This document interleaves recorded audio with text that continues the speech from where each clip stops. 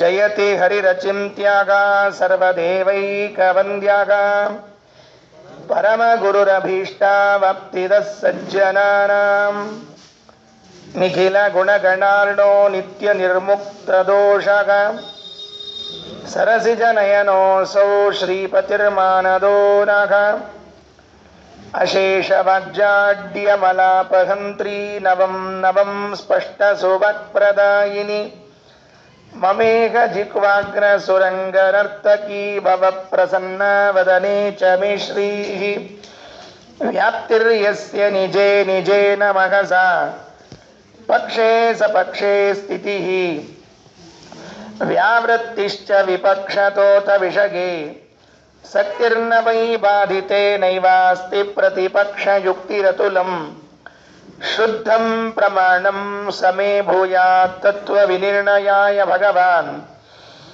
ಆನಂದತೀರ್ಥೋ ಮುನಿಃ ವಾಣಿತೆ ಕರವಾಣ್ಯಂಬ ಚರಣೋ ಹೃದಿ ಸರ್ವದಾ ಮದ್ವಾಕ್ಯ ಸರಣಿರ್ಭೂಯಾತ್ ಶ್ರೀಮದಾಚಾರ್ಯ ಭಾವಗ ನಮೋಸ್ತು ತಾತ್ವಿಕಾ ದೇವಾಗ ವಿಷ್ಣುಭಕ್ತಿಪರಾಯಣಾಗ ಧರ್ಮಮಾರ್ಗೇ ಪ್ರೇರಯಂತು ಭವಂತಃ ಸರ್ವ ಏವ ಹಿ ಯಸ್ಯ ವಾಕ್ ಕಾಮಧೇನುರ್ನಃ ಕಾಮಿತಾರ್ಥಾನ್ ಪ್ರಯಚ್ಛತಿ ಸೇವೇತಂ ಜಯ ಯೋಗೀಂದ್ರಂ ಕಾಮಬಾಣಚ್ಛಿದಂ ಸದಾ ಅಸ್ಮದ್ಗುರು ಸಮಾರಂಭಾಂ ಟೀಕಾಕೃತ್ಪಾದಮಧ್ಯಗಾಂ ಶ್ರೀಮದಾಚಾರ್ಯಪರ್ಯಂತಾಂ ವಂದೇ ಗುರುಪರಂಪರಾಂ ಪೃಥ್ವೀಮಂಡಲಮಧ್ಯಸ್ಥಾಃ ಪೂರ್ಣಬೋಧಮತಾನುಗಾಃ ವೈಷ್ಣವಾ ವಿಷ್ಣುಹೃದಯಾಃ ತಾನ್ ನಮಸ್ಸೇ ಗುರೂನ್ ಮಮ ಆಪಾದಮೌಳಿಪರ್ಯಂತಂ ಗುರುಣಾಮಾಕೃತಿಂ ಸ್ಮರೇತ್ ತೇನ ವಿಘ್ನಾಃ ಪ್ರಣಶ್ಯಂತಿ ಸಿದ್ಧ್ಯಂತಿ ಚ ಮನೋರಥಾಃ ಓಷ್ಠಾಪಿಧಾನಾನಕುಲೀದಂತೈಃ ಪರಿವೃತಾಪವಿಃ ಸರ್ವಸ್ಯೈವಾಚ ಈಶಾನ ಚಾರುಮಾಮಿಹ ವಾದಯೇತ್ ಕಾಂತಾಯ ಕಲ್ಯಾಣಗುಣೈಕಧಾಮ್ನೇ ನವದ್ಯುನಾಥ ಪ್ರತಿಮಪ್ರಭಾಯ ನಾರಾಯಣಾಯ ಅಖಿಲ ಕಾರಣಾಯ ಶ್ರೀಪ್ರಾಣನಾಥಾಯ ನಮಸ್ಕರೋಮಿ ತೇನೋಪಯಾತೇನ ಕದಾಚನಾಥ ವಾರಾಣಸೀಂ ಪಾಪನಿವಾರಣೇನ ಅಮಾದಿವಾಣೀ ಬಲಿನಃ ಸ್ವಶಿಷ್ಯಾನ್ ವಿಲೋಕ್ಯ ಲೀಲಾವಸರೇ ಬಲಿಪ್ತಾನ್. ಸ್ವಸ್ತಿ ಅಸ್ತು. ನಿನ್ನೆ ಕೊನೆಯಲ್ಲಿ ಆಚಾರ್ಯರು ಕಾಶಿಪಟ್ಟಣಕ್ಕೆ ಬಂದರು ಅಂತ ಕೇಳಿದ್ದೇವೆ. ಕಾಶಿಪಟ್ಟಣ ಅಂದಿನಿಂದಲೂ ಇಂದಿನವರೆಗೂ ಕೂಡ ಬಹು ಆಕರ್ಷಣೀಯ. ಯಾರೇ ಕಾಶಿಗೆ ಹೋದರೂ ಕೂಡ ಅಲ್ಲಿ ವಾಸ ಮಾಡಬೇಕು ಅಂತ ಅನ್ನಿಸುವಷ್ಟು ಮನಸ್ಸು ಬರ್ತದೆ. ಅಷ್ಟು ಸುಂದರವಾದ ನಗರ ಅದು. ಅದು ಹೇಳುವಾಗ ರಾಜರು ರುಕ್ಮಿಣೀಶ ವಿಜಯದಲ್ಲಿ ಹೇಳುವಾಗ ಒಂದು ಮಾತಂತಾರೆ, ಭ್ರೂಕಾಶೀಂ ವರಮಾನನಾಭಿಸರಸೀಂ. ಅದು ಹೆಂಗದ ಊರು ಅಂದರೆ ಈ ಹುಬ್ಬಿ ಇದ್ದಂತಿದೆ ಅಂತ, ಹೀಗೆ ವಕ್ರವಾಗಿದೆ ಅಂತ ಊರು. ಅದು ಹಿಂಗೆ ಸ್ಟ್ರೇಟ್ ಲೈನು ದುಂಡು ಹಿಂಗಿಲ್ಲ, ಅದು ಹಿಂಗೆ ಭ್ರೂಕಾಶೀಂ ಹುಬ್ಬಿನಂತೆ ಹಿಂಗೆ ವಕ್ರವಾಗಿದೆ ಅಂತ ರಾಜರು ರುಕ್ಮಿಣೀಶ ವಿಜಯದಲ್ಲಿ ಹೇಳ್ತಾರೆ. ಹಾಗಾಗಿ ಅದು ಕಾಶಿಪಟ್ಟಣ. ಹಿಂದೆಲ್ಲ ನಾನು ಹೇಳಿದ್ದೆ ನಿನ್ನೆ, ಪಂಡಿತರು ಅಂದರೆ ಕಾಶಿ ಪಂಡಿತರು ಅಂತ. ಬರೇ ಪಂಡಿತರು ಅಂದರೆ ಕಾಶಿ ಪಂಡಿತರಲ್ಲ, ರಾಜ ಅಂದರೆ ಕಾಶಿ ರಾಜ ಅಂತ ಪ್ರಸಿದ್ಧಿ ಇರ್ತಿತ್ತು. ಬಹಳ ವಿಚಿತ್ರ ಅದು. ಕಾಶಿ ರಾಜ ಅಂತ ಹೆಸರು, ಇನ್ಯಾವ ದೇಶದ ರಾಜ ಅಂತ ಹೆಸರು ಇದ್ದಿದ್ದಿಲ್ಲ.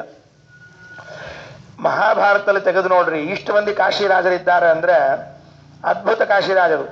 ಅದ್ರೊಳಗೆ ಈಗ ಮಧ್ವಾಚಾರ ಪ್ರಸಂಗ ಆದ್ರಿಂದ ಮಧ್ವಾಚಾರ ಒಂದು ಘಟನೆ ಹೇಳ್ತೀನಿ. ಪೂರ್ವ ಭೀಮಾಜ್ಞಯಾತೆ, ಹಿಂದೆ ಇವರು ಭೀಮಸೇನನಾಗಿದ್ದಾಗ ಇದೇ ಕಾಶಿಪಟ್ಟಣದ ಒಂದು ಘಟನೆ ಆಗಿತ್ತು. ಆ ಘಟನೆ ಒಂದನ್ನು ನೆನಪಿಟ್ಟುಕೋಬೇಕು. ಭೀಮನಾಗಿದ್ದಾಗಿ ಕಾಶಿಗೆ ಬಂದಿರಂತ ಆಚಾರ್ಯ. ಎದಕ್ಕೆ ಬಂದಿದ್ರು? ಸ್ವಯಂವರಕ್ಕೆ ಬಂದಿದ್ರಂತ. ಭೀಮನಾಗಿದ್ದಾಗ ಕಾಶಿ ರಾಜಕುಮಾರಿನ ಲಗ್ನ ಮಾಡ್ಕೋಬೇಕು ಅಂತ ಬಂದಿದ್ರಂತೆ. ದ್ರೌಪದಿ ಲಗ್ನ ಕೇಳಿದ್ವಿ, ಉಳಿದದನ್ನು ಕೇಳಿಲ್ಲ ನಾವು. ಅದಕ್ಕೆ ಕಾಶಿ ರಾಜಕುಮಾರಿನ ಲಗ್ನ ಮಾಡ್ಕೋಬೇಕು ಅಂತ ಬಂದಾಗ ಆಕಿನ ಹೆಸರು ಕಾಳಿ. ಕಾಶಿ ರಾಜಕುಮಾರಿ ಕಾಳಿ ಆಗಿದ್ಲು. ಕಾಳಿನ ಲಗ್ನ ಮಾಡ್ಕೋಬೇಕು ಅಂತ ಹೇಳಿ ಭೀಮಸೇನ ಬಂದಿದ್ರು. ಶುದ್ಧಾಂಗ ಭಾರತೀ ದೇವಿ ಅವತಾರ. ಆ ಲಗ್ನಕ್ಕೆ ಬಂದಾಗ ಕಾಶಿ ಪಟ್ಟಣದ ಒಂದು ಘಟನೆ ಆಯ್ತಂತ. ಕಾಶಿಯಲ್ಲಿ ಒಂದು ಘಟನೆ ಏನು ಅಂದರೆ, ಸ್ವಯಂವರ ಅಂತಿರ್ತಿತ್ತು. ಈ ಕ್ಷತ್ರಿಯ ಕುಮಾರಿಯರಿಗೆಲ್ಲ ಇದೊಂದು ಲಾಭ. ಏನು ಲಾಭ ಅಂದರೆ ಅವ್ರು ಬೇಕಾದವ್ರನ್ನ ಆರಿಸ್ಕೋಬಹುದು. ಈಗೂ ನಮ್ಮಲ್ಲೂ ಹಂಗೆ ಅದಂತ ಇಟ್ಕೊಳ್ರಿ. ಇನ್ನೇನು ಪೂರ್ಣ ಹಂಗೆ ಎಲ್ಲಾರನ್ನೂ ಹುಡುಗರ್ನ ಹಿಂಗೆ ಕುರ್ಚಿ ಮೇಲೆ ಕೂಡಿಸಿ ನೋಡ್ವಾ ನಿಂಗೆ ಯಾರು ಬೇಕು ಅವ್ರನ್ನ ಆರಿಸ್ಕೋ ಅಂತ ಹಿಂಗೆ ಅನ್ನಂಗಿಲ್ಲ. ಹಂಗೆ ಅಂದಿದ್ರೆ ಇಟ್ಟೊತ್ತಿಗೆ ಎಷ್ಟು ಹುಡುಗರು ಭೀಷ್ಮಾಷ್ಟಮಿಗೆ ಹೋಗ್ತಿದ್ವೋ ಏನೋ ಗೊತ್ತಿಲ್ಲ. ಯಾಕಂದ್ರೆ ಲಗ್ನ ಆಗಂಗಿಲ್ರಿ. ಇವೆಲ್ಲ ಸಾಫ್ಟ್ವೇರ್ ಗಿಫ್ಟ್ವೇರ್ ಹಾಕಿ ಕುತ್ಕೊಂಡು ಅಂದ್ರೆ ಉಳಿದು ಪಾಪ ಜುಟ್ಟು ಬಿಟ್ಟು ಆಚಾರಗತಿ ಇನ್ನು ಮುಂದೆಲ್ಲದ. ಅದಕ್ಕೆ ಇನ್ನೇನು ಅದಕ್ಕೆ ನೋಡಿದ್ರು ಸ್ವಯಂವರ ಏರ್ಪಾಡಾಗಿತ್ತು. ಸ್ವಯಂವರ ಏರ್ಪಾಡಾಗಿದ್ರೆ ಭೀಮಸೇನ ಕೊಳ್ಳಿಗೆ ಮಾಲೆ ಹಾಕ್ಬಿಟ್ರು. ಕಾಳಿ ಬಂದು ಭೀಮಸೇನ ಕೊಳ್ಳಿಗೆ ಮಾಲೆ ಹಾಕ್ಬಿಟ್ರು. ಈ ಲಗ್ನಕ್ಕೆ ಜರಾಸಂಧ ಬಂದಿದ್ದಂತ. ಅವಂಗ ಸೀನಿಯರ್ ಸಿಟಿಜನ್ 2 ಸಲ ಬಂದಿರ್ಬೇಕ್ರಿ. ಅಂದ್ರೂ ಲಗ್ನ ಮಾಡ್ಕೊಂಡು ಬಿಟ್ಟಿದ್ದಿಲ್ಲ ಅಂತವ. ಆಶಾಪ ಸಿಕ್ತು, ಏನ್ ತಪ್ಪಾತು. ಇನ್ನೊಂದು ಹುಡುಗಿ ಲಗ್ನ ಮಾಡ್ಕೊಂಡ. ಸಾಕ್ಲಿಕ್ಕೆ ಏನು ಇಲ್ಲೇನು, ಬೇಕಾದಷ್ಟು ಕೊಟ್ಟಾನ ದೇವರು. ದೇವ್ರು ಕೊಟ್ಟದ್ದು ಬೇಕಾದಷ್ಟು ಅದ. ಯಾಕೆ ಸಾಕಿದ್ರೆ ಆತು ಅಂತ ಹಿಂಗೆ ಅಪೇಕ್ಷೆ ಇರ್ತಿತ್ತು ಅವರಿಗೆಲ್ಲ. ಅದಕ್ಕೆ ಸಂಸ್ಕೃತದೊಳಗೆ ಒಂದು ಗಾದಿ ಮಾತದ್ರಿ, ರಾಜಾನೋ ಬಹುವಲ್ಲಭಾಹ ಅಂತ. ರಾಜರಿಗೆ ಅನೇಕ ಜನ ಹೆಂಡಂದ್ರೆ ಇರೋದೇ ಒಂದು ಶೋಭಾ ಅಂತ ಅವತ್ತಿನ ಕಾಲಕ್ಕೆ. ಅದಕ್ಕೆ ಅವರು ಲಗ್ನ ಮಾಡ್ಕೋಬೇಕು ಅಂತ ಬಂದಿದ್ದ. ಹುಡುಗಿ ಮಿಸ್ ಆಗಿಬಿಟ್ಲು. ಕಾಳಿ ಚಂದಿದ್ಲಕ್ಕಿ ಮತ್ತು ದ್ರೌಪದಿ ಭಾರತೀ ದೇವಿ ಅವತಾರ. ಹೋಗಿ ನೇರವಾಗಿ ಭೀಮನ್ ಕೊಳ್ಳಲ್ಲಿ ಹಾರ ಹಾಕ್ಬಿಟ್ಲು. ಸಿಟ್ಟು ಬಂದ್ಬಿಡ್ತು. ಬಾಯಿ ಬಂದಂಗೆ ಬೈಲಿಕ್ಕೆ ಶುರು ಮಾಡಿದ. ಏನ್ ಬೈದ, ಈ ವೈಷ್ಣವರೆಲ್ಲ ಇಷ್ಟೇ, ಎಲ್ಲರ ಬರೋದು ಹುಡುಗಿನ ಹಾರಿಸ್ಕೊಂಡು ಹೋಗ್ಬಿಡೋದು ಒಂದು ಬಿಟ್ಟ. ಯಾಕಂದ್ರೆ ಭೀಮಸೇನ್ ದೇವ್ರು ನೋಡ್ರಿ ವೈಷ್ಣವಾಗ್ರೇಸರು. ಚಲೋ ಢಾಳ್ ಢಾಳ್ ಢಾಳ್ ಗೋಪಿಚಂದ್ರ ಹಚ್ಕೊಂಡು ಬಂದಿದ್ರು ಗಂಗಾ ಸ್ನಾನ ಮಾಡಿ. ಆ ಗೋಪಿಚಂದ್ರ ಢಾಳ್ ಢಾಳ್ ಹಚ್ಕೊಂಡು ಬಂದದ್ದು ನೋಡಿ ಅವ ತಿರುಗಿಕೊಂಡ್ರದ ಹಾರಿ ಪುಣ್ಯಾತ್ಮ. ಅವ ಅಡ್ಡಡ್ಡ ಹಚ್ಕೊಂಡವ. ಈ ಉದ್ದ ಹಚ್ಕೊಂಡವ್ರನ್ನ ಕಂಡು ಕೂಡಲೇ ಸ್ವಲ್ಪ ಹೊಟ್ಟೆ ಆಗಿರ್ಲಿಕ್ಕತ್ತು. ಅಂದ್ಕೂಡಲೇ ಬೈದ. ಇದು ಇತಿಹಾಸದಲ್ಲಿ ನಡೆದ ಘಟನೆ, ಮತ್ತೆ ನಮ್ದೇನು ಕಲ್ಪನಾ ಅಲ್ಲ. ಅದಕ್ಕೆ ಹಂಗ ಅಂದ ಕೂಡಲೇ ಬರ್ರಿಪ್ಪ ಹಂಗಾರ ವೈಷ್ಣವ ಬೈತೀರಿ ನೀವು ಅಂತ ಅನ್ನೋದಾದ್ರೆ, ಮತ್ತೆ ಏನು ವಿಷ್ಣುವಿನ ಬಗ್ಗೆ ನಿಮ್ಗೇನು ಗೊತ್ತದ ಹೇಳ್ರಿ ಅಂತ ತಿಳ್ಕೊಂಡು ಹೇಳಿ ಆ ಸಂದರ್ಭದಲ್ಲಿ ಭೀಮ ಜರಾಸಂಧನ ಜೊತೆಗೆ ವಾದ ಮಾಡಿದ ಅಂತ ಬರೀತಾರೆ ಆಚಾರ್ಯ ತಾತ್ಪರ್ಯದಲ್ಲಿ. ವಾದ ಮಾಡಿದ್ರಂತೆ. ವಾದ ಮಾಡಿ ವಾಚ ಅಜಯತ್ತಂ ಪ್ರಥಮಂ ಮೃಕೋದರ, ಮೊದಲು ಮಾತಿನಲ್ಲಿ ಅವರನ್ನ ಸೋಲಿಸಿ, ಅರ್ಥಾತ್ ವಾಕ್ಯಾರ್ಥದಲ್ಲಿ ಅವರನ್ನ ಸೋಲಿಸಿ, ನಿಮಗೇನಾದರೂ ಈ ವಿಷಯದಲ್ಲಿ ಸಂಶಯ ಇದ್ರೆ, ವಿಷ್ಣು ಸರ್ವೋತ್ತಮ ಎಂಬ ವಿಷಯದಲ್ಲಿ ಸಂಶಯ ಇದ್ರೆ ಬರೀ ನನ್ನ ಜೊತೆಗೆ ಯುದ್ಧಕ್ಕೆ. ನನ್ನ ಬಾಹುಬಲದಿಂದ ನಿಮ್ಮನ್ನು ಒಂದು ಕಡೆಗೆ ಅನಿಸ್ತೀನಿ, ಹಾಗಾದರೂ ನೀವು ಸರ್ವೋತ್ತಮ ಅಂತ ಒಪ್ತಿರೋ ಇಲ್ಲೋ ನೋಡೋಣ ಅಂದ್ರಂತ. ಆಯಿತು ಅಂತ ಜರಾಸಂಧ ಯುದ್ಧಕ್ಕೆ ಬಂದಂತ. ಕಾಶಿ ಒಳಗೆ ಇವತ್ತೇನು ಆಚಾರ್ಯರು ಚಾತುರ್ಮಾಸ್ಯ ಮುಗಿಸ್ಕೊಂಡು ಬಂದ, ಇದೇ ಕಾಶಿ ಪಟ್ಟಣದೊಳಗೆ ಜರಾಸಂಧನ ಜೊತೆಗೆ ಯುದ್ಧ ಆಯ್ತಂತ. ಯುದ್ಧ ಆದ್ರೆ ಬಹಳ ಬುದ್ಧಿವಂತರೇ ಆಚಾರ್ಯ ಭೀಮಸೇನ. ಯುದ್ಧ ಏನ್ ಮಾಡ್ಲಿಲ್ಲ, ಒಂದೆರಡು ಏಟ್ ಹೋದ್ರು ಮೊದಲು ಜರಾಸಂಧಗ. ಆಮೇಲೆ ಎತ್ತಿ ಗಂಗಾದಾಗ ಒಗದ್ ಬಿಟ್ರಂತ. ಅವಂಗ ಎತ್ತಿ ಗಂಗಾದಾಗ ಒಗದ್ ಬಿಟ್ರು. ಗಂಗಾದಾಗ ಒಗದ್ರೆ ಹೇಳ್ತೀನಿ ಅವಂಗ ಇಷ್ಟು ತ್ರಾಸ ಆತು. ವಿಲಿ ವಿಲಿ ವಿಲಿ ಅಂದ್ಬಿಟ್ಟ. ಎದ್ದು ಈಸ್ಕೊಂಡು ಹೊರಗೆ ಬಂದ. ಸೇವಕೊಬ್ಬ ಬಂದು ನಿಂತಿದ್ದ. ಡೆಟಾಲು ಹತ್ತಿ ಆಯಿಂಟ್ಮೆಂಟ್ ಹಿಡ್ಕೊಂಡು ನಿಂತಿದ್ದ. ತೆಗಿ ಮೊದ್ಲವನ್ನ ಅಂದ. ಏನ್ ಮೊದ್ಲೊಂದು ಟವಲ್ ತಗೊಂಬ ಅಂದವ. ಯಾಕ ಮೊದ್ಲು ಮೈ ಒರೆಸ್ ನನಗ ಅಂದವ. ಮೊದ್ಲು ಮೈ ಒರೆಸು ಅಂತ. ನನಗೆ ಮೊದ್ಲು ತಡ್ಕೊಳಿಕ್ ಆಗವಲ್ತು. ಸರಿ ಆಯ್ತು ಅಂತ ಪಾಪ ಅವ ಮೈ ಒರೆಸ್ದ. ಯಾಕ ಅಂತ ಕೇಳಿದ್ನಂತ. ಅದು ವಿಷ್ಣು ಪಾದೋದಕ, ಅದು ಗಂಗಾ ನನ್ನ ಮೈಗೆ ಹತ್ತೆ ಮೊದ್ಲು ವರ್ಷ ಅಂತ ಹೇಳಿದ್ನಂತವ. ಅಷ್ಟು ದ್ವೇಷ ಮಾಡ್ತಿದ್ದಂತ. ಗೊತ್ತದ ಗಂಗಾ ವಿಷ್ಣು ಪಾದ ಗೊತ್ತೇ ಇತ್ತು ಅವಂಗೇನು ಸಂದೇಹನೇ ಇಲ್ಲ. ಅದಕ್ಕೆ ಅವ ಹೆಂಗಿದ್ದ ಅಂದ್ರೆ, ಹಿಮಾಲಯದಿಂದ ಗಂಗಾ ಬೀಳೋ ಶಬ್ದ ಕೇಳಿಸ್ಬಾರ್ದು ಅಂತ ತಿಳ್ಕೊಂಡು ಹೇಳಿ ನಗಾರಿ ಬಾರಿಸ್ತಿದ್ದಂತ 24 ತಾಸು ಡಬ ಡಬ ಡಬ ಡಬ. ಯಾಕಂದ್ರೆ ಕೇಳಿಸ್ಬಾರ್ದು, ಗಂಗಾ ನದಿ ಶಬ್ದ ಕೇಳಿಸ್ಬಾರ್ದು ಅಂತ ಇಟ್ಕೊಂಡಿದ್ದಂತ. ಹಿಂಗೆ ಮಾಡಿದ್ರೆ ಹಿಂಗೆ ದ್ವೇಷ ಮಾಡ್ಬೇಕ್ರಿ, ಪೂರ್ಣಾಂಗ ದ್ವೇಷ. ಅರ್ಧಂಬರ್ಧ ಮಾಡಬಾರ್ದು. ಮತ್ತೆ ಕಾಶಿಗೆ ಹೋದಾಗ ಮತ್ತೆ ಇನ್ನೇನು ಮಾಡ್ಬೇಕಪ್ಪ, ಬೇರೆ ನೀರಿದ್ದಿಲ್ಲ ಸ್ನಾನಕ್ಕೆ ಗಂಗಾ ಮಾಡಿಬಿಟ್ಟಿದ್ದು ಹಿಂಗೆ ಅಲ್ಲಿಕ್ಕೆ ಹೋಗಬಾರ್ದು. ಇಲ್ಲ ಅದೆಲ್ಲೋ ಇಲ್ಲ, ಒಟ್ಟು ಮಾಡೋಂಗಿಲ್ಲ, ಸ್ನಾನನೇ ಮಾಡೋಂಗಿಲ್ಲ. ಕಾಶಿ ಒಳಗಿದ್ದಾಗ 8-10 ದಿವಸ ಹಂಗೆ ಇದ್ಬಿಟ್ಟು 3 ಹೊತ್ತು ಕೆಲಸ ನಿಶ್ಚಿಂತಿ. ಮುಂದೆ ಮನೆಗೆ ಬಂದ್ಮೇಲೆ ಏನಾಗ್ತದೆ ಆಗ್ತದೆ ಅಷ್ಟೆ. ಅದಕ್ಕೆ ಕಾಶಿ ಪಟ್ಟಣಕ್ಕೆ ಹೋಗಿದ್ರಲ್ಲ, ಅಲ್ಲಿ ಭೀಮಸೇನ ಯುದ್ಧ ಮಾಡ್ತಾ ಇರುವಾಗ ಮೊದಲು ಜರಾಸಂಧನನ್ನ ಎತ್ತಿ ಗಂಗಾ ನದಿಗೆ ಒಗಿಬೇಕಂತ. ಹಿಂಗ ಒಂದು 20 ಸರ್ತಿ ಒಗೆದಿರ್ಬೇಕ್ರಿ. 1 ಸರ್ತಿ 2 ಸರ್ತಿ ಇಲ್ಲ. ವರ್ಷಕೊಂಡು ಮತ್ತೆ ಯುದ್ಧಕ್ಕೆ ಬಂದ್ಕೊಳ್ಳಿ ಮತ್ತೆ ಒಗೆಯೋದ. ಬೇರೆ ರೀತಿಯಲ್ಲಿ ಭೀಮಸೇನ ಆಟ ಆಗಿಬಿಟ್ಟಿತ್ತು. ಭೀಮನಿಗೆ ಇದೊಂದು ಆಟ. ವರ್ಷಕೊಂಡು ಬರ್ತಿದ್ದ, ಸೀದಾ ಮತ್ತೆ ಒಗಿತಿದ್ದ, ಮತ್ತೆ ವರ್ಷಕೊಂಡ್ಬರೋದು, ಮತ್ತೆ ಸೀದಾ ಒಗೆಯೋದು. ಇದೊಂದು ಕಾರ್ಯಕ್ರಮ ಆಗಿಬಿಟ್ಟಿತ್ತು. ಈ ಜರಾಸಂಧನ ಜೊತೆಗೆ ಯುದ್ಧ ಮಾಡಿ ಅವರನ್ನೆಲ್ಲ ಸೋರಿಸಿ ಈ ಕಾಶಿ ಕುಮಾರಿಯನ್ನ ಮಾಡ್ಕೋಬೇಕು ಅಂತ ದುರ್ಯೋಧನ ಬಂದಿದ್ದರಿ. ನಂಗೂ ಸಿಗಲಿ ಕನ್ಯಾ ಅಂತ ಬಂದಿದ್ದ. ಹೆಂಗ ದ್ರೌಪದಿ ವಿವಾಹಕ್ಕೆ ಹೋಗಿದ್ದ ಹಂಗ ಈ ಕಾಳಿ ವಿವಾಹಕ್ಕೂ ಬಂದ. ಒಟ್ಟು ಇವ್ರು ನೇಮ್ ಇಟ್ಕೊಂಡ್ಬಿಟ್ಟಿದ್ರಿ ಈ ದುರ್ಯೋಧನಾದಿಗಳು ಜರಾಸಂಧಾದಿಗಳು. ಎಲ್ಲೇ ಲಗ್ನ ಅಂತ ಆದ್ರೂ ಹೋಗೋದಂತ ಇಟ್ಕೊಂಡ್ಬಿಟ್ಟಿದ್ರು ಅವರು. ಕರಿಬೇಕು ಬಿಡ್ಬೇಕು ಅಂತ ಹಿಂಗೇನಿಲ್ಲ, ಎಲ್ಲ ನಮ್ಮ ದೊಡ್ಡ ದೊಡ್ಡ ಕಾರ್ಯಕ್ರಮ ಆದಾಗ ಊಟಕ್ಕೆ ಕರಿಬೇಕು ಅಂತ ಇಟ್ಕೋಬಾರ್ದ್ರಿ. ನಮ್ದ ಮನಿ ಅವೇನ್ ಕರಿಬೇಕಂತ ಹೇಳ್ತಾರೆ. ಅದಕ್ಕೇನ್ರಿ ಕೂತ್ಕೊಳ್ಳಪ್ಪ ಎಲೆ ಹಾಕೊಂಡು ಬ್ಯಾಡ ಅಂತಾರ. ನಾವ್ರೇನ್ರಿ ಏನ್ ಇಷ್ಟನ್ನ ತಿಂತೀವಿ ನಾವೆಷ್ಟು ಒಂದು ಮರ ಅಷ್ಟೇ ತಿಂತೀವಿ. ಅದಕ್ಕೆ ಒಂದ್ ಮರ ಅನ್ನಕ್ಕೆ ಹೇಳಿದ್ರಿ ಅಂತ ಹೋಗಿ ಕೂಲ್ಬಿಡ್ತಾರೆ. ಬಂದದ್ದೆಲ್ಲ ಹೇಳಿ ಹಾಕ್ಸ್ಕೊಂಡು ನಾವೆಷ್ಟು ತಿಂತೀವಿ ಆಚಾರ, ಎಷ್ಟು ತಿಂತೀವಿ ಇಷ್ಟು ತಗೊಂಡು ಇಷ್ಟು ಕೊನೆಗೆ ಹಂಗ ಮಾಡ್ತಿದ್ರು. ಇವ್ರು ಹೋಗಿ ಎಲ್ಲಾ ಲಗ್ನಕ್ಕೆ ಹೋಗ್ತಿದ್ರು ಪಾಪ. ಅವತ್ತಿನ ಕಾಲಕ್ಕೆ ರಾಜರು ಅಂದ ಮೇಲೆ ಅವ್ರಿಗೆಲ್ಲ ಅಪ್ಪಣೆ ಇರ್ತಿತ್ತು, ಅದು ಇದು ಆಮಂತ್ರಣ ಬರ್ತಿತ್ತು, ಅದರಿಂದ ಹೋಗ್ತಿದ್ರು. ಹೀಗಾಗಿ ಇದೇ ಕಾಶಿ ರಾಜಕುಮಾರಿಯನ್ನ ಪೂರ್ವ ಭೀಮಾಜ್ಞೆಯಾತೆ, ಹಿಂದೆ ಭೀಮನಾಗಿದ್ದಾಗ ಆಚಾರ್ಯ ಮದುವೆ ಮಾಡಿಕೊಂಡಿದ್ರಲ್ಲ ವಾಯುದೇವರು, ಆ ಘಟನೆಯನ್ನು ನೆನಪು ಮಾಡ್ಕೋಬೇಕಷ್ಟೇ. ಈಗ 37ನೇ ಶ್ಲೋಕ ನೋಡ್ರಿ ಏನಾಯಿತು. ತೇನೋಪಯಾತೇನ ಕದಾಚರಾಥ ವಾರಾಣಸೀಂ ಪರಿವಾರಣೇನ ಅವಾದಿವಾಣಿ ಬಲಿನ ಸ್ವಕಿಷ್ಯಾನ್ ವಿಲೋಕ್ಯ ಲೀಲಾವಸರೇ ಬಲಿಪ್ತಾನ್. ಮಠದ ಒಳಗೆ ಇಳ್ಕೊಂಡಿದ್ರು, ಗಂಗಾ ನದಿ ಮೇಲೆ ಒಂದು ಮಠ. ಆ ಮಠದ ಒಳಗಡೆಗೆ ಆಚಾರ್ಯರು ಕುಳಿತಿದ್ರೆ ಹೊರಗಡೆಗೆ ಕಟ್ಟೆಯ ಮೇಲೆ ಶಿಷ್ಯರೆಲ್ಲ ಕೂತಿದ್ರಂತ, ಮಾತಾಡ್ಕೋತಿದ್ರಂತ. ಎಲ್ಲ ಶಿಷ್ಯರು, ಗೃಹಸ್ಥ ಶಿಷ್ಯರು ಕೆಲವರಿದ್ರು, ಮಾತಾಡ್ಲಿಕ್ಕತ್ತಿದ್ರಂತ. ನಮ್ದ ಸೌಭಾಗ್ಯ, ಯಾಕ ಆಚಾರ್ಯಗೆ ಸ್ವಾಮಿಗಳಿಗೆ ವಯಸ್ಸಾಗ್ಬಿಡ್ತು, ಇನ್ನೇನು ಬದರಿ ಯಾತ್ರಾ ಮಾಡ್ತಾರ ಪಾಪ ಅವರು. ನಾವೇನೀಗ ಬಂದೀವಿ ನೋಡು, ನಾವ ಲಕ್ಕಿ, ನಾವ ಅದೃಷ್ಟವಂತರು. ಯಾಕ 50 ಆಗ್ಯದ ಈಗ ಸ್ವಾಮಿಗಳಿಗೆ, ಇನ್ನೇನು ಅವ್ರೇನು ತಿರುಗಿ ಬರೋ ಹಂಗೆ ಕಾಣೋದಿಲ್ಲ ಯಾತ್ರಕ್ಕ.